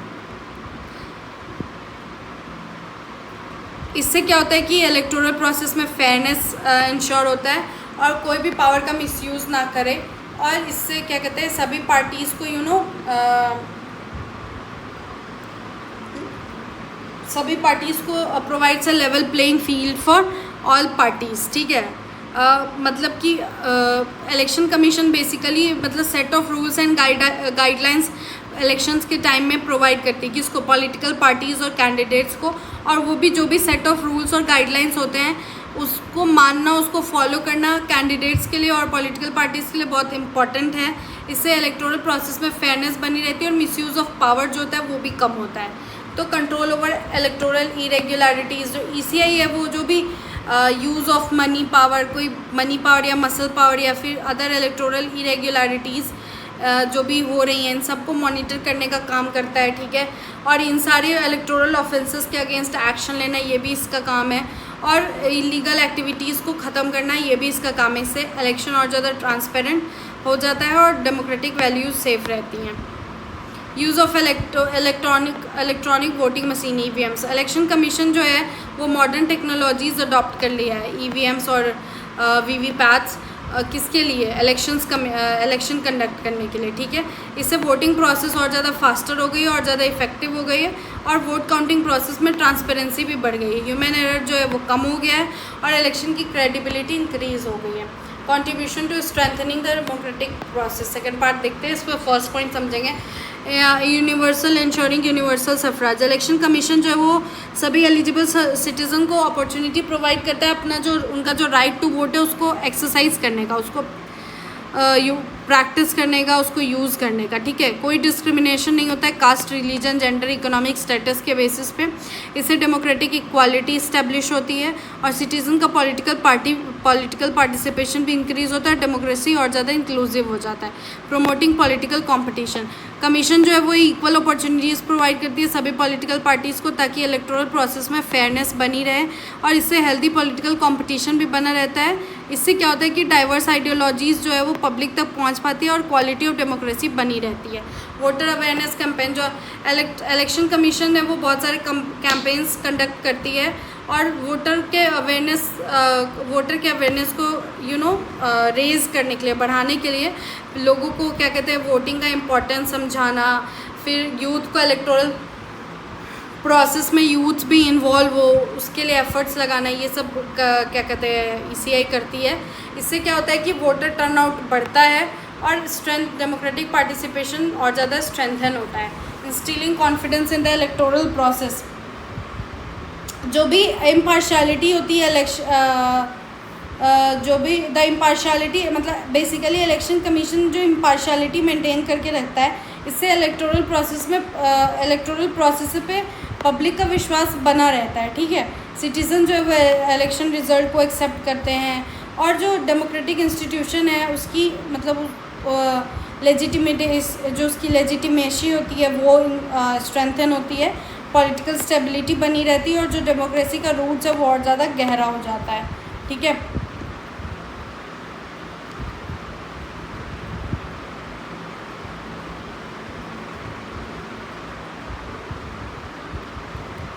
ये देखिए ensuring peaceful transfer of power, election commission जो है वो डेमोक्रेटिक मींस के through he power transfer,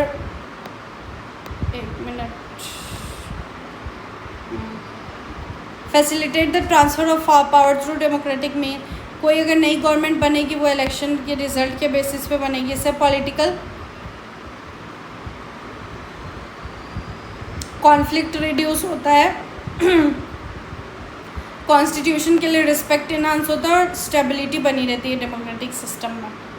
challenges and evaluation of the election commission, the problem of money power and muscle power. जो मनी का इन्फ्लुएंस और पावर का influence है वो इलेक्शन में एक बहुत मेजर चैलेंज है। कैंडिडेट्स जो है वो बहुत ज़्यादा पैसा खर्च करते हैं वोटर्स को इन्फ्लुएंस करने के लिए। जैसे आपने देखा होगा कि जैसे मैं बिहार की बात करती हूँ, बिहार में जिन्होंने भी बेसिकली बीजेपी ने 10,000 रुपीज़ बांटे थे लोगों को, तो देखो यहाँ पे कितना हायर अमाउंट एक इलेक्शन में खर्च हो रहा है। इतने सारे लोगों को रूरल एरियाज़ में 10,000 बांटना फ्री का, बिना काम का, तो ये कहाँ से, टैक्स मनी ही होता है। तो ये एक मेजर चैलेंज है अभी आज के समय में ECI के लिए। इन प्रैक्टिसेस को कम करने की ECI कोशिश कर रही है, लेकिन प्रॉब्लम कम्प्लीटली एलिमिनेट नहीं हुआ है। Fake news and social media, अभी डिजिटल एज चल रहा है तो बहुत सारे फेक न्यूज़ और मिसलीडिंग प्रोपेगेंडा बहुत ईजिली स्प्रेड होते हैं, तो इससे वोटर का ओपिनियन इन्फ्लुएंस होता है। तो इलेक्शन कमीशन बहुत सारी मेजर्स ले रही है इस चैलेंजेस को टैकल करने के लिए। किन चीज़ों के थ्रू सर्विलेंस मैकेनिज़्म स्ट्रेंथन हुई है, ताकि ये मतलब सर्विलेंस मैकेनिज़्म इम्प्रूव किया गया है to tackle this challenges, but still it's remains a बहुत कॉम्प्लेक्स प्रॉब्लम, ये अभी भी है बहुत सारे मेजर्स लेने के बाद भी। द चैलेंजेस ऑफ वायलेंस के incidents, intimidation and other electoral offences are observed. अब कुछ एरियाज़ में देखा गया है कि वोटर्स को एक पार्टी मार दे रही है, मर्डर कर दे रही है, उनके अगेंस्ट वायलेंस कर रही है जस्ट बिकॉज उन्होंने उनको वोट नहीं किया, ठीक है। तो ये सारी चीज़ें कुछ एरियाज़ में देखने को मिली है। तो सिक्योरिटी फोर्सेस की हेल्प से ECI इसको टैकल करने की कोशिश कर रही है और स्पेशल सर्विलांस उन सेंसिटिव एरियाज़ में मेंटेन करना और एफर्ट्स एक फेयर वोटिंग के लिए लगाया जा रहा है, ठीक है। लेकिन इसको कम्प्लीटली कंट्रोल इस पर बना पाना बहुत डिफ़िकल्ट है।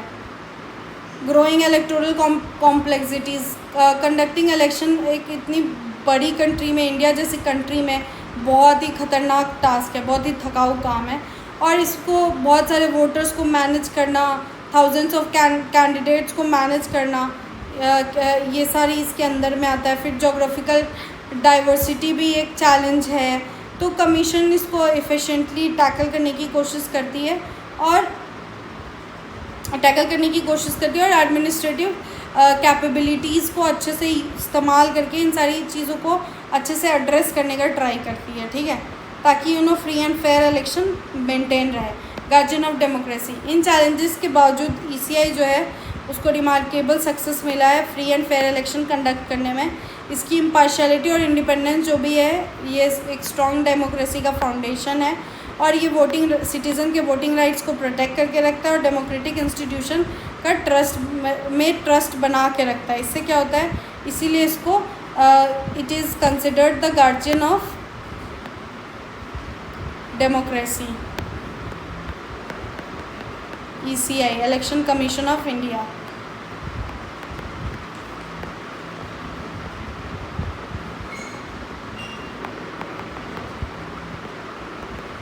Considered as the guardian of the democracy, ठीक है।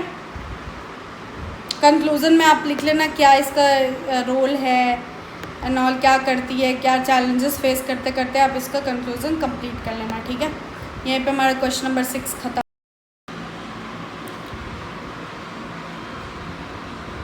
चलो क्वेश्चन नंबर 7 स्टार्ट करते हैं। Examine the role of Reserve Bank of India का रोल क्या है। बेसिकली रिजर्व बैंक इंडिया क्या करती है वो समझते हैं हम। क्वेश्चन नंबर 7 में हमें समझना है।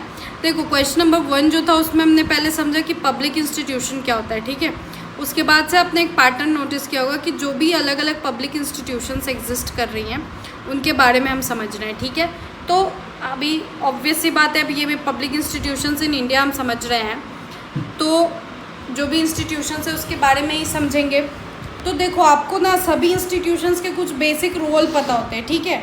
तो ऑलरेडी आपको रोल्स पता है इंस्टीट्यूशंस के, और उसमें और क्या आप इन्हांस कर सकते हो, टाइमिंग्स क्या होती है, ये सब आप थोड़ा सा इधर से समझो और अपने आंसर आप फिर पेपर में बहुत बढ़िया लिख के आओगे, ठीक है। तो हम इसका इंट्रोडक्शन से स्टार्ट करते हैं। RBI in India, RBI is India का सेंट्रल बैंक है। 1935 में इस्टेब्लिश हुआ था। मेन ऑब्जेक्टिव क्या है कि कंट्री की मॉनेटरी और फाइनेंशियल सिस्टम में स्टेबिलिटी मेंटेन करना, और ये मनी सप्लाई को रेगुलेट करता है, इंटरेस्ट रेट, बैंकिंग सिस्टम, इन सब चीज़ों को रेगुलेट करता है, ठीक है। आरबीआई इंपॉर्टेंट रोल प्ले करता है इकोनॉमिक ग्रोथ को बैलेंस करने में और प्राइस की स्टेबिलिटी मेंटेन करने में। ये इसीलिए this is considered as the guardian of the Indian economy, ठीक है। ये लाइन आप याद रखोगे आरबीआई के बारे में। ईसीआई क्या है हमने देखा, ये इंडिया की डेमोक्रेसी का गार्जियन है और ये इंडिया की इकोनॉमी का गार्जियन है, ठीक है। अब रोल समझते हैं आरबीआई का क्या है मॉनेटरी स्टेबिलिटी मेंटेन करने में, ठीक है। Control of money supply, RBI जो भी मतलब वॉल्यूम ऑफ मनी जो भी इकोनॉमी में जो मनी है उसको रेगुलेट करता है। फंड्स की अवेलेबिलिटी को इंक्रीज़ करना, डिक्रीज़ करना रिक्वायरमेंट्स के हिसाब से ये इनका काम है। इससे क्या होता है कि मार्केट में इक्विलिब्रियम बना रहता है और क्या कहते हैं मनी फ्लो ना ज़्यादा होता है ना बढ़ता होता है, इक्विलिब्रियम मेंटेन रहता है। इससे इकोनॉमिक स्टेबिलिटी बनी रहती है, ठीक है।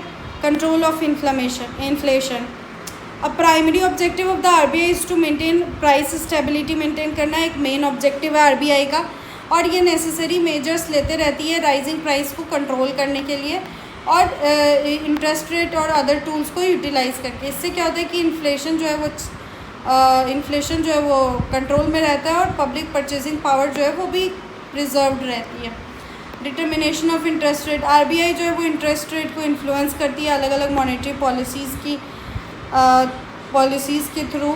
इंटरेस्ट रेट में कोई भी अगर चेंजेस होता है, हमने ऑलरेडी इकोनॉमिक्स में पढ़ा था कि अगर माइक्रो इकोनॉमिक्स में अगर कोई भी इंटरेस्ट रेट में चेंजेस होता है तो वो इन्वेस्टमेंट और कंजप्शन दोनों को ही इन्फ्लुएंस करता है।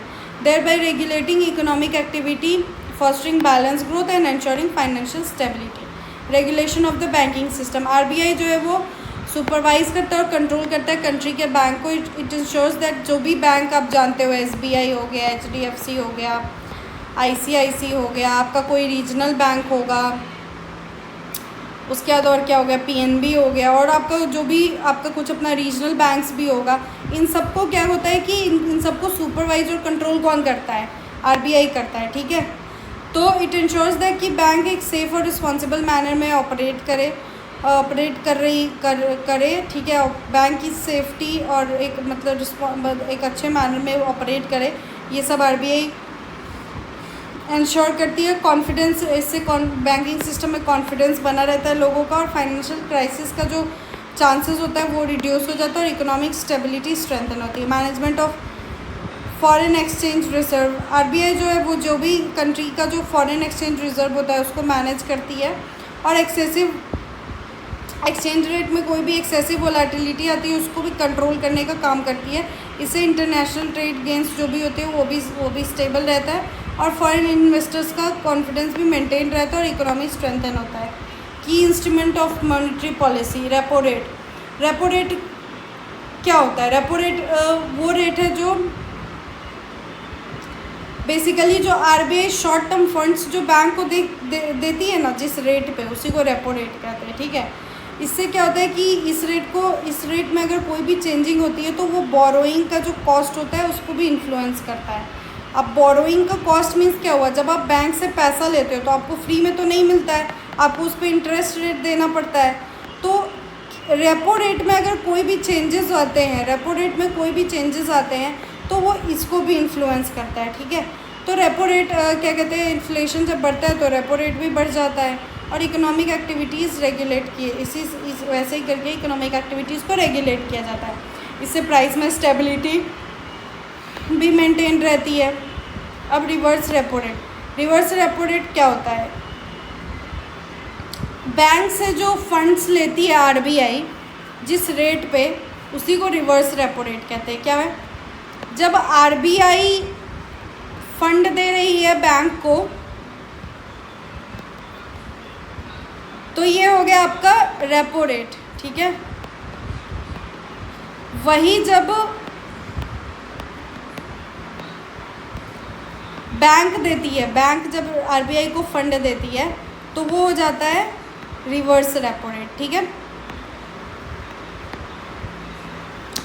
इससे क्या कहते हैं, मार्केट में जो भी पैसे की अवेलेबिलिटी है, कैश की अवेलेबिलिटी है, वो अफेक्ट होती है।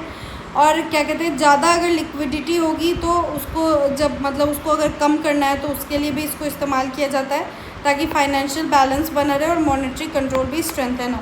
लिक्विडिटी मीन्स कि बेसिकली कैश, कोई भी एसेट जो लिक्विड फॉर्म में होता है उसको लिक्विडिटी कहते हैं, और मेनली इट इंक्लूड्स कैश। जो कैश आपके पास है उसको लिक्विडिटी कहते हैं, ठीक है। अब कैश रिजर्व रेशियो क्या होता है? आरबीआई जो है वो RBI mandate that banks hold a portion of their deposit with it, ठीक है। इससे क्या होता है कि बैंक का जो लेंडिंग कैपेसिटी इफेक्ट होता है और मनी सप्लाई अच्छे से रेगुलेट हो पाता है, और बैलेंस इकोनॉमिक एक्टिविटीज़ में बनी रहती है, और फाइनेंशियल स्टेबिलिटी बनी रहती है। स्टैट्यूटरी लिक्विडिटी रेशियो एसएलआर के अंडर में बैंक को क्या करना होता है कि कुछ स्पेसिफिक पोर्शन, अपने डिपॉजिट का कुछ स्पेसिफिक पोर्शन एक सेफ एसेट में बना के रखना होता है। इससे बैंकिंग सिस्टम सिक्योर होता है और फाइनेंशियल रिस्क भी रिड्यूस होता है, और फंड्स के ऊपर जो कंट्रोल होता है, फंड्स के फ्लो के ऊपर जो कंट्रोल होता है वो भी बना रहता है, और इकोनॉमी स्टेबल रहता है। ओपन मार्केट ऑपरेशन, आरबीआई जो है वो गवर्नमेंट सिक्योरिटीज़ को खरीदती है और बेचती है। इससे क्या होता है कि मनी की अवेलेबिलिटी मार्केट में अफेक्ट होती है, और लिक्विडिटी इंक्रीज़ और डिक्रीज़ होती है नीड, ज़रूरत के हिसाब से। इकोनॉमिक कंडीशन के हिसाब से मेजर्स लिए जाते हैं, और मॉनेटरी पॉलिसी इफेक्टिव बनाए जाते हैं। जैसा सिचुएशन उस हिसाब से बाई करना है या सेल करना है डिसाइड किया जाता है, ठीक है। अब इम्पोर्टेंस क्या है आरबीआई का इकोनॉमिक स्टेबिलिटी में? प्रोटेक्शन अगेंस्ट फाइनेंशियल, आरबीआई जो है वो बैंकिंग एंड फाइनेंशियल सिस्टम को मॉनिटर करती है, और कोई भी पोटेंशियल रिस्क जो आने वाला होता है उसको आइडेंटिफाई करना और समय पे उसके अगेंस्ट मेजर्स लेना, स्टेप्स लेना, एक्शन लेना, इन सब का काम करती है, ताकि फाइनेंशियल क्राइसिस का जो चांसेस है वो कम हो जाए, इन्वेस्टर का कॉन्फिडेंस भी बना रहे और इकोनॉमिक सिस्टम सिक्योर रहे।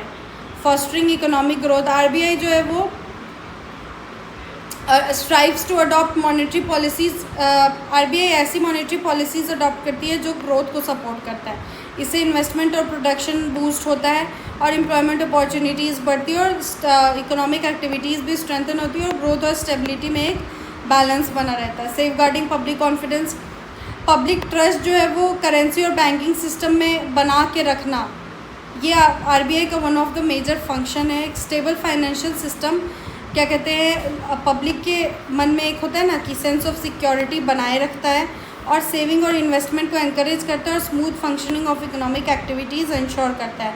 इससे इकोनॉमी स्ट्रेंथन होती है। International economic stability, RBI endeavour to maintain balance in the foreign exchange market, इसमें बैलेंस बना के रखने की भी कोशिश कर रहता है।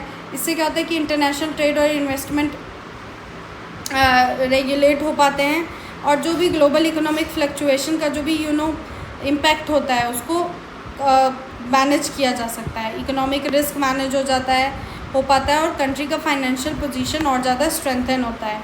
Overall economic balance, RBI manage या फिर बैलेंस करती है इन्फ्लेशन को, ठीक है, ग्रोथ को, एम्प्लॉयमेंट को और एंड फिर tries to establish a balance between a secondary stability, और जो और भी सेकेंडरी मतलब और भी मीन्स ढूंढते रहती है सेकेंडरी मीन्स जो स्टेबिलिटी बनाए रखे, ठीक है। इट स्टडीज़ बहुत सारे इकोनॉमिक इंडिकेटर्स को पढ़ना और पॉलिसीज़ बनाना सर्कमस्टांसेस के हिसाब से, ये सब इसका काम होता है। इससे क्या होता है कि बैलेंस डेवलपमेंट एक इकोनॉमी में पॉसिबल हो पाता है और लॉन्ग टर्म स्टेबिलिटी इंश्योर हो पाती है।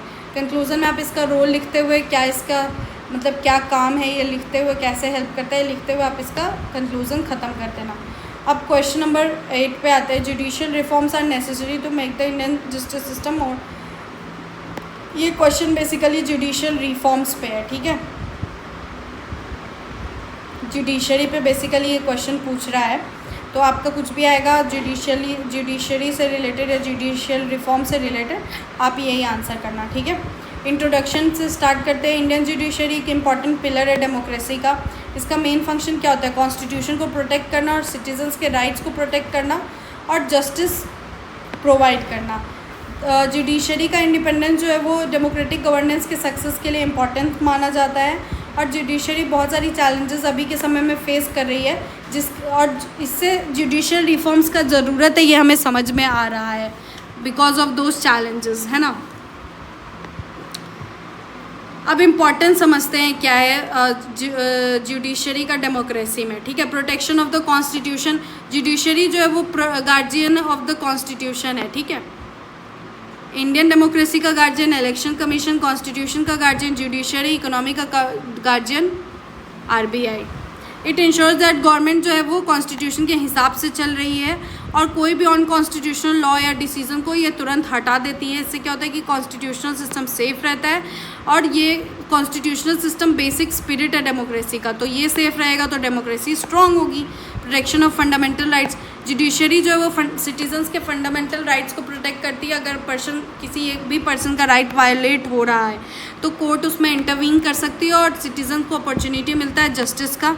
इक्वालिटी और फ्रीडम भी प्रोटेक्टेड रखने का काम इसी का होता है और डेमोक्रेटिक वैल्यू से स्ट्रेंथन होता है। Control over the government, judiciary क्या है, एग्जीक्यूटिव और लेजिस्लेचर के एक्टिविटीज़ को रिव्यू कर सकती है, ठीक है। जुडिशरी के पास पावर है, इससे मिसयूज ऑफ पावर प्रिवेंट होता है और गवर्नमेंट को ये फोर्स करता है कि क्या कहते हैं लॉ के हिसाब से चले, इसके लिए ये फोर्स करता है, ठीक है।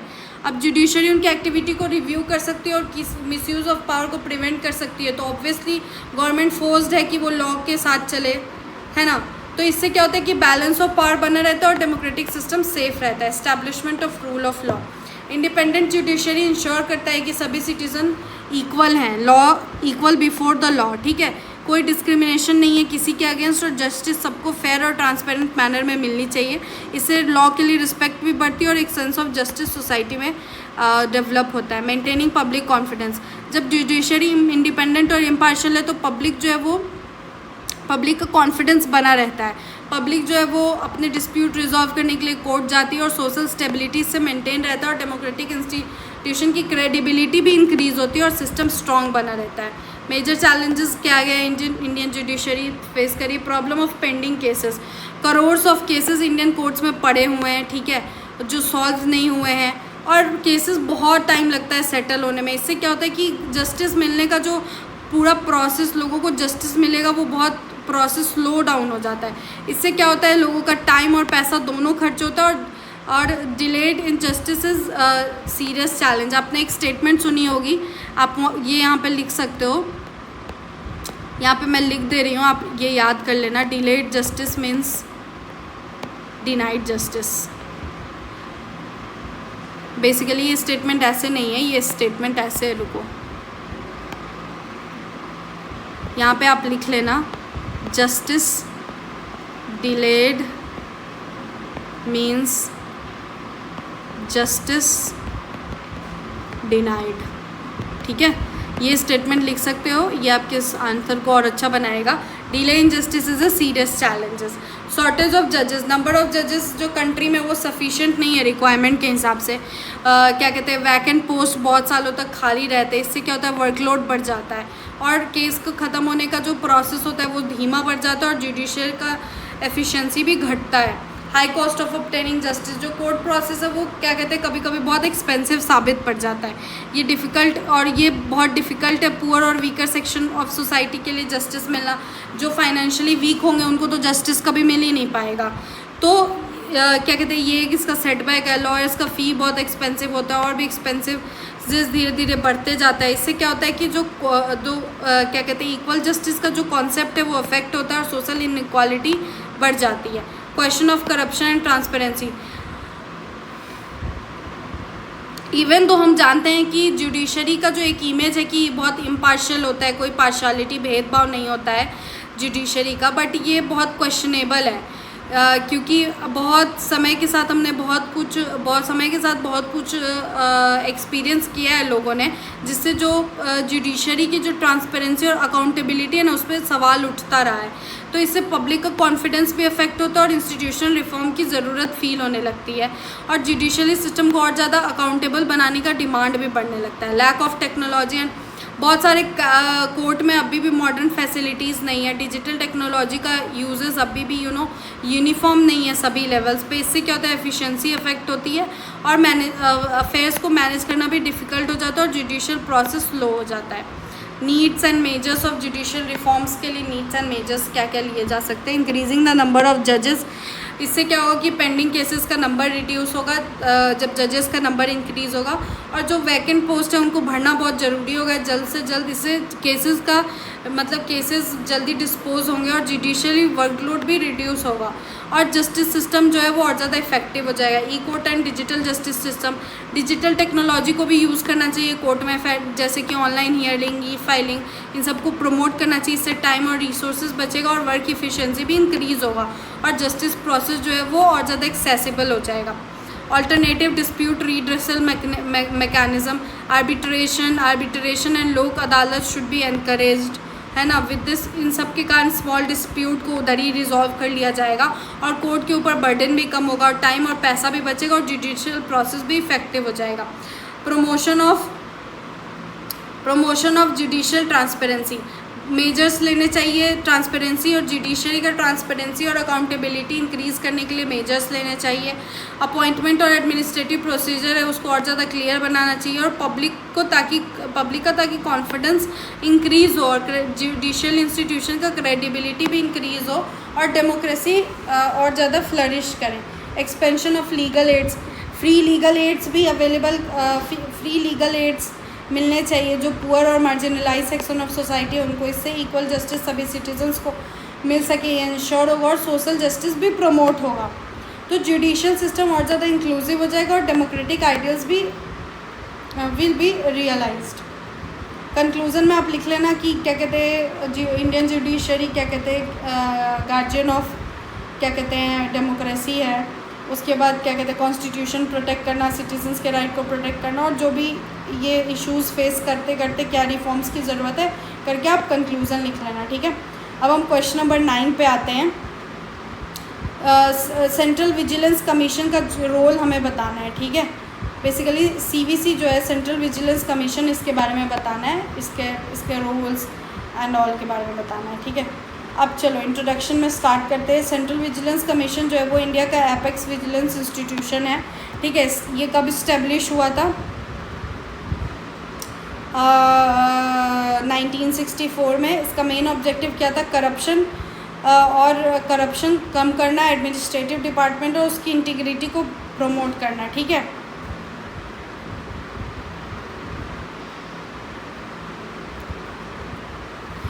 एक मिनट में थोड़ा पानी पी लूँ।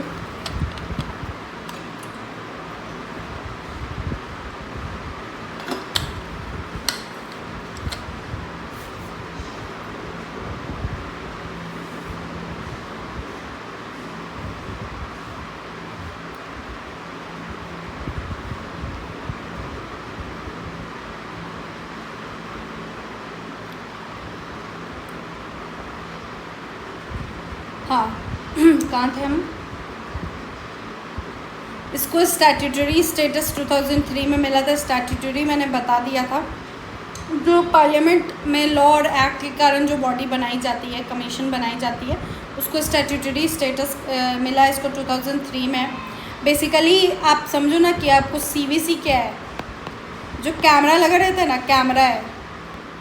गवर्नमेंट जो भी इंस्टीट्यूशंस हैं उनके लिए कैमरा की तरह ही है। जो भी उसमें करप्शन होता है और ये सब जो होता है, सॉरी, एंटी करप्शन वर्क जो होता है उन सबको देखने के लिए ये बना गया, ठीक है। करप्शन जो भी होता है ना, उसको देखने के लिए एक कैमरा जो बनाया गया हो ना, वही है बेसिकली। सेंट्रल गवर्नमेंट में करप्शन को देखने के लिए जो कैमरा बनाया गया वो सीवीसी है। सीवीसी सेंट्रल विजिलेंस कमीशन है, ठीक है। 1964 में इस्टेब्लिश हुई थी। करप्शन प्रिवेंट करना इसका ऑब्जेक्टिव और एडमिनिस्ट्रेटिव इंटीग्रिटी बनाए रखना। इसको स्टैट्यूटरी स्टेटस 2003 में मिला था और ये विजिलेंस रिलेटेड मैटर देखती है सेंट्रल गवर्नमेंट और उसके डिपार्टमेंट्स के अंदर में, पब्लिक सेक्टर के अंदर में और अदर इंस्टीट्यूशंस के अंदर में। एक क्रूशियल रोल प्ले करती है गुड गवर्नेंस और ट्रांसपेरेंसी इस्टेब्लिश करने में। अब आपको जब भी सीवीसी दिखे तो आप सीवीसी का मतलब क्या समझना? कैमरा है। कैमरा क्या मॉनिटर करने के लिए? करप्शन मॉनिटर करने के लिए। किसके अंदर? गवर्नमेंट डिपार्टमेंट्स, पब्लिक सेक्टर्स और इंस्टीट्यूशंस के अंदर में, ठीक है। रोल ऑफ द, इसका रोल क्या है? सीवीसी का रोल क्या है करप्शन कंट्रोल करने में? Monitoring corruption. CVC corruption related matters central government departments और पब्लिक इंस्टीट्यूशन के अंदर मॉनिटर करता है, ठीक है। ये रेगुलरिटीज़ और मिसकंडक्ट को मॉनिटर करता है और एडमिनिस्ट्रेटिव प्रोसीजर को रिव्यू करता है और गाइडलाइंस, करप्शन को प्रिवेंट करने के लिए गाइडलाइंस इशू करता है। इससे एडमिनिस्ट्रेशन की इंटीग्रिटी बनी रहती है। Strengthening vigilance administration. जो कमीशन है वो क्या कहते हैं? विजिलेंस मैकेनिज़्म, जो विजिलेंस मैकेनिज़्म है अलग अलग गवर्नमेंट डिपार्टमेंट के अंदर में, उसको मतलब बेसिकली उस पर क्या कहते हैं, ध्यान रखता है, ठीक है। उसको अपने उसमें रखता है और जो डिपार्टमेंट के विजिलेंस ऑफिसर्स होते हैं उनको, उनकी फंक्शनिंग कैसी होगी? विजिलेंस बेसिकली मीन्स, आप विजिलेंस का मतलब आप समझ रहे हो ना कि डिटेक्ट करना कुछ भी, है ना, डिटेक्ट करना। अब जब आपने डिटेक्ट कर लिया तो प्रिवेंट करना और पनिश करना, ये सब बेसिकली करना, ठीक है। तो ये जो मैकेनिज़्म होता है,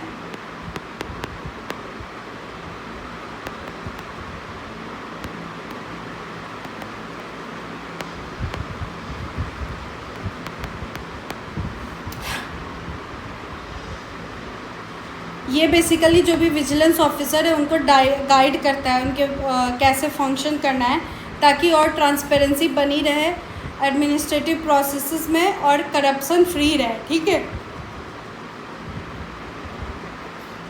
investigation of complaints. CVC facilitates the corruption related जो भी कंप्लेंट्स होता है उसको देखता है और सीरियस केसेस को मतलब it refer serious cases to the concerned agency के पास लेके जाता है और नेसेसरी एक्शन लिया जाए कंप्लेंट्स के लिए, इसको इंश्योर करता है। इससे करप्ट ऑफिशियल्स को चेक में रखना और पब्लिक कॉन्फिडेंस बना रहता है, ठीक है। Oversight of the CBI. CVC overseas the vigilance related CBI regarding cases investigated under the prevention of corruption act. CVC उन केसेस, उन एक्टिविटीज़ को देखता है जिसको मतलब कि प्रिवेंशन ऑफ करप्शन एक्ट के अंदर जिन केसेस को सीबीआई मतलब इन्वेस्टिगेट कर रही है उन पे उन पे नज़र रखता है बेसिकली। इससे इसका ये करने का मेन रीज़न क्या होता है, ताकि इम्पार्शियलिटी इन्वेस्टिगेशन प्रोसेस में बनी रहे और अकाउंटेबिलिटी बनी रहे और एंटी करप्शन मैकेनिज़्म और ज़्यादा स्ट्रेंथन हो सके और एडमिनिस्ट्रेटिव ट्रांसपेरेंसी इंक्रीज़ हो सके। ठीक है। Promotion of preventive measures, commission जो है वो क्या कहते हैं सिर्फ करप्शन इन्वेस्टिगेट नहीं करता है बट इसके प्रिवेंशन के लिए सजेशन भी ऑफर करता है और इट रिकमेंड्स मेकिंग प्रोसीजर को सिंपलर बनाना और ज़्यादा ट्रांसपेरेंट बनाना। ये कोशिश करता है हायर रिस्क को आइडेंटिफाई करना और करेक्टिव मेजर्स एनकरेज करना। ये सब काम करता है, खाली करप्शन इन्वेस्टिगेट करना काम नहीं है एंड ये सब भी उसका अंदर उसका ही काम है। ठीक है। अचीवमेंट्स क्या क्या रहा है सीवीसी का ये देखते हैं। इन्हांसमेंट ऑफ एडमिनिस्ट्रेटिव ट्रांसपेरेंसी, जो सीवीसी है वो क्या कहते हैं गवर्नमेंट ऑपरेशंस में ट्रांसपेरेंसी इससे इंक्रीज़ हुई है और vigilance related guideline to various departments to make financial administrative process और ज़्यादा अकाउंटेबल बन सके और अपॉर्चुनिटीज़ रिड्यूस कर दिया है करप्शन के लिए और पब्लिक ट्रस्ट इससे इंक्रीज़ हुआ है। ऐसा कुछ हुआ तो है नहीं रियलिटी में, पब्लिक धीरे धीरे और ज़्यादा ट्रस्ट लूज़ कर रही है एडमिनिस्ट्रेटिव डिपार्टमेंट गवर्नमेंट में because of the rising of corruption. Promotion of e governance, जो कमीशन है वो क्या कहते हैं टेक्नोलॉजी ड्रिवन एडमिनिस्ट्रेटिव रिफॉर्म को सपोर्ट करती है। System such as e tendering, e procurement ये सब को प्रमोट करती है ताकि हमें इंटरवेंशन रिड्यूस हो सके और ट्रांसपेरेंसी इंक्रीज़ हो सके और करप्शन के चांसेस कम हो सके। Awareness campaign, CVC anti corruption awareness week और अदर प्रोग्राम्स ऑर्गेनाइज करती है। गवर्नमेंट एम्प्लॉय और सिटीजन को क्या कहते हैं इंटीग्रिटी का महत्व समझाती है और इससे क्या होता है कि ethical administration promotes ethical administration, enhances accountability बढ़ता है पब्लिक लाइफ में और सोशल कॉन्शियसनेस करप्शन के अगेंस्ट इंक्रीज़ होता है। ग्रीवांसेस रिड्रेसल सिस्टम, कमीशन जो है वो बहुत सारे मैकेनिज़्म डेवलप की है कंप्लेंट्स को रिजॉल्व करने के लिए। सिटीज़न जो अपना कंप्लेंट करप्शन के रिगार्डिंग लॉन्च कर सकते हैं और इससे पब्लिक पार्टिसिपेशन इंक्रीज़ होता है और केसेस में करप्शन एक्सपोज होता है और एडमिनिस्ट्रेटिव अकाउंटेबिलिटी इससे स्ट्रेंथन होता है। कंट्रीब्यूशन टू इंस्टीट्यूशनल रिफॉर्म्स बहुत सारे इम्प्लीमेंट हुए हैं कुछ सेवरल डिपार्टमेंट्स में सीवीसी के रिकमेंडेशन के बेसिस पर। प्रोसीजर जो है वो और ज़्यादा ट्रांसपेरेंट हो गए हैं और अकाउंटेबल हो गए और मॉनिटरिंग मैकेनिज़्म भी स्ट्रेंथन हुआ है। इससे एडमिनिस्ट्रेटिव एफिशिएंसी बढ़ी है और गुड गवर्नेंस ब्लास्ट हुआ है। Limitation and critical evaluation, limited power, CVC जो है वो एक एडवाइजरी बॉडी है, डायरेक्ट पेनाल्टीज़ लगाने का पावर इसके पास नहीं है, ये सिर्फ रिकमेंडेशन दे सकती है और इन रिकमेंडेशन को इम्पॉर्टेंट मतलब इम्प्लीमेंट करना है या नहीं करना है मतलब बेसिकली क्या इसका करना है वो आगे बॉडी डिसाइड करती है। तो ये मतलब इससे क्या होता है कि इसका इफ़ेक्टिवनेस लिमिटेड हो जाता है, तभी नहीं हो पा रहा है, तभी करप्शन कंट्रोल नहीं हो पा रहा है। डिपेंडेंस ऑन इन्वेस्टिगेट एजेंसी, जो कमीशन जो है वो सीबीआई पे बहुत ज़्यादा रिलाई करती है और अदर एजेंसीज़ पे बहुत सारे केसेस के लिए। बेसिकली स्टैट्यूट जो भी स्टैट्यूटरी बॉडी होती है ना उनके लिए बहुत बड़ा सेटबैक है, उनको अदर एजेंसीज़ पे रिलाई करना पड़ता है केसेस के लिए, जिससे क्या होता है कि एक तो इंडिपेंडेंट इन्वेस्टिगेशन मैकेनिज़्म की कमी रहती है और इन्वेस्टिगेशन प्रोसेस स्लो हो जाता है और केस रिजॉल्व होने में डिले होता है। तो एंटी करप्शन एफर्ट्स के लिए जो एफर्ट्स है वो स्लो डाउन हो जाते हैं। ठीक है। Challenges of rising corruption, government the complexity of government corporations and increasing economic transaction, इससे क्या हुआ है कि कॉरपोरेशन के नए तरीके नए अवतार देखने मिल रहा है, इनसे डील करना डिफ़िकल्ट होते जा रहा है और कमीशन जो है वो उसको नई स्ट्रैटेजीज़ हमेशा अडॉप्ट करना पड़ता है। तो प्रेशर ऑन रिसोर्सेज भी बढ़ जाता है और इफेक्टिव कंट्रोल चैलेंजिंग बन जाता है। Issues regarding the implementation of recommendation, क्या होता है कि कमीशन जो है वो क्या कहते हैं जो रिकमेंड करती है वो फुली इम्प्लीमेंट नहीं होता है, तो delay in action at the departmental level पे एक्शन डिले हो सकता है। इसका कॉन्सिक्वेंस ये होता है कि जो भी एक्सपेक्टेड रिजल्ट होता है करप्शन केसेस में वो अचीव नहीं हो पाता और कमीशन का रोल लिमिटेड दिखने लगता है और अकाउंटेबिलिटी भी कॉम्प्रोमाइज़ हो जाती है। नीड फॉर रिफॉर्म, एक्सपर्ट का मानना है कि सीवीसी को है और ज़्यादा पावर मिलनी चाहिए और रिसोर्सेज मिलने चाहिए और ताकि इसकी जो इंडिपेंडेंट इन्वेस्टिगेशन मैकेनिज़्म है वो स्ट्रेंथन हो सके। और ये बहुत ज़रूरी भी है, टेक्निकल कैपेबिलिटीज़ को भी एक्सपेंड करने की ज़रूरत है। ये इससे क्या होगा कि एंटी करप्शन एफर्ट जो है वो और ज़्यादा इफेक्टिव होगा और इंस्टीट्यूशन का ऑपरेशनल एफिशिएंसी भी इंक्रीज़ होगा। कंक्लूज़न में आप लिख देना CVC का क्या इम्पोर्टेंस है, ठीक है, क्यों ज़रूरी है, क्या रोल है, क्या कर रहा है और क्या चैलेंजेस फेस कर रहा है। ये लिखते हुए आप अपना ये कंप्लीट कर लेना कंक्लूज़न, ठीक है। अब हम आते हैं क्वेश्चन नंबर 3 पे।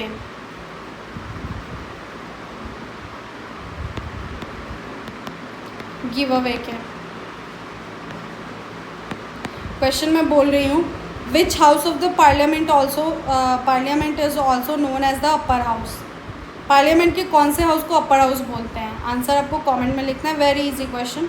Right a brief note on electoral bonds, RBI monetary policy and police system. इस पर आपको एक ब्रीफ नोट लिखना है। ब्रीफ मीन्स छोटा छोटा। इलेक्टोरल बॉन्ड्स वो होते हैं फाइनेंशियल इंस्ट्रूमेंट है, यूज़ कब होते हैं? इंट्रोड्यूस 2018 में इंट्रोड्यूस हुआ है। और इसका मेन क्या है कि पॉलिटिकल सिस्टम, पार्टी का जो डोनेशन है उसको और ज़्यादा उस सिस्टम को और ज़्यादा फॉर्मलाइज करना। क्या कहते हैं उसको, मतलब बेसिकली क्या, स्टेट बैंक ऑफ इंडिया से भी ख़रीदा जा सकता है। और डोनर जो है वो contribute funds to political parties, बिना अपनी आइडेंटिटी दिखाए भी पैसा डोनेट कर सकते हैं, फ़ंड दे सकते हैं पॉलिटिकल पार्टी को। गवर्नमेंट का कहना है कि इससे क्या होगा कि कैश डोनेशन रिड्यूस होगा और इलेक्टोरल फंडिंग जो है वो और ज़्यादा ट्रांसपेरेंट हो जाएगा। हाउएवर लेकिन स्कीम जो है बहुत सारा क्रिटिसिज्म फेस कर रहा है इसके सीक्रेसी के रिगार्डिंग। 2024 में सुप्रीम कोर्ट ऑफ इंडिया ने इसको अनकॉन्स्टिट्यूशनल डिक्लेयर कर दिया था और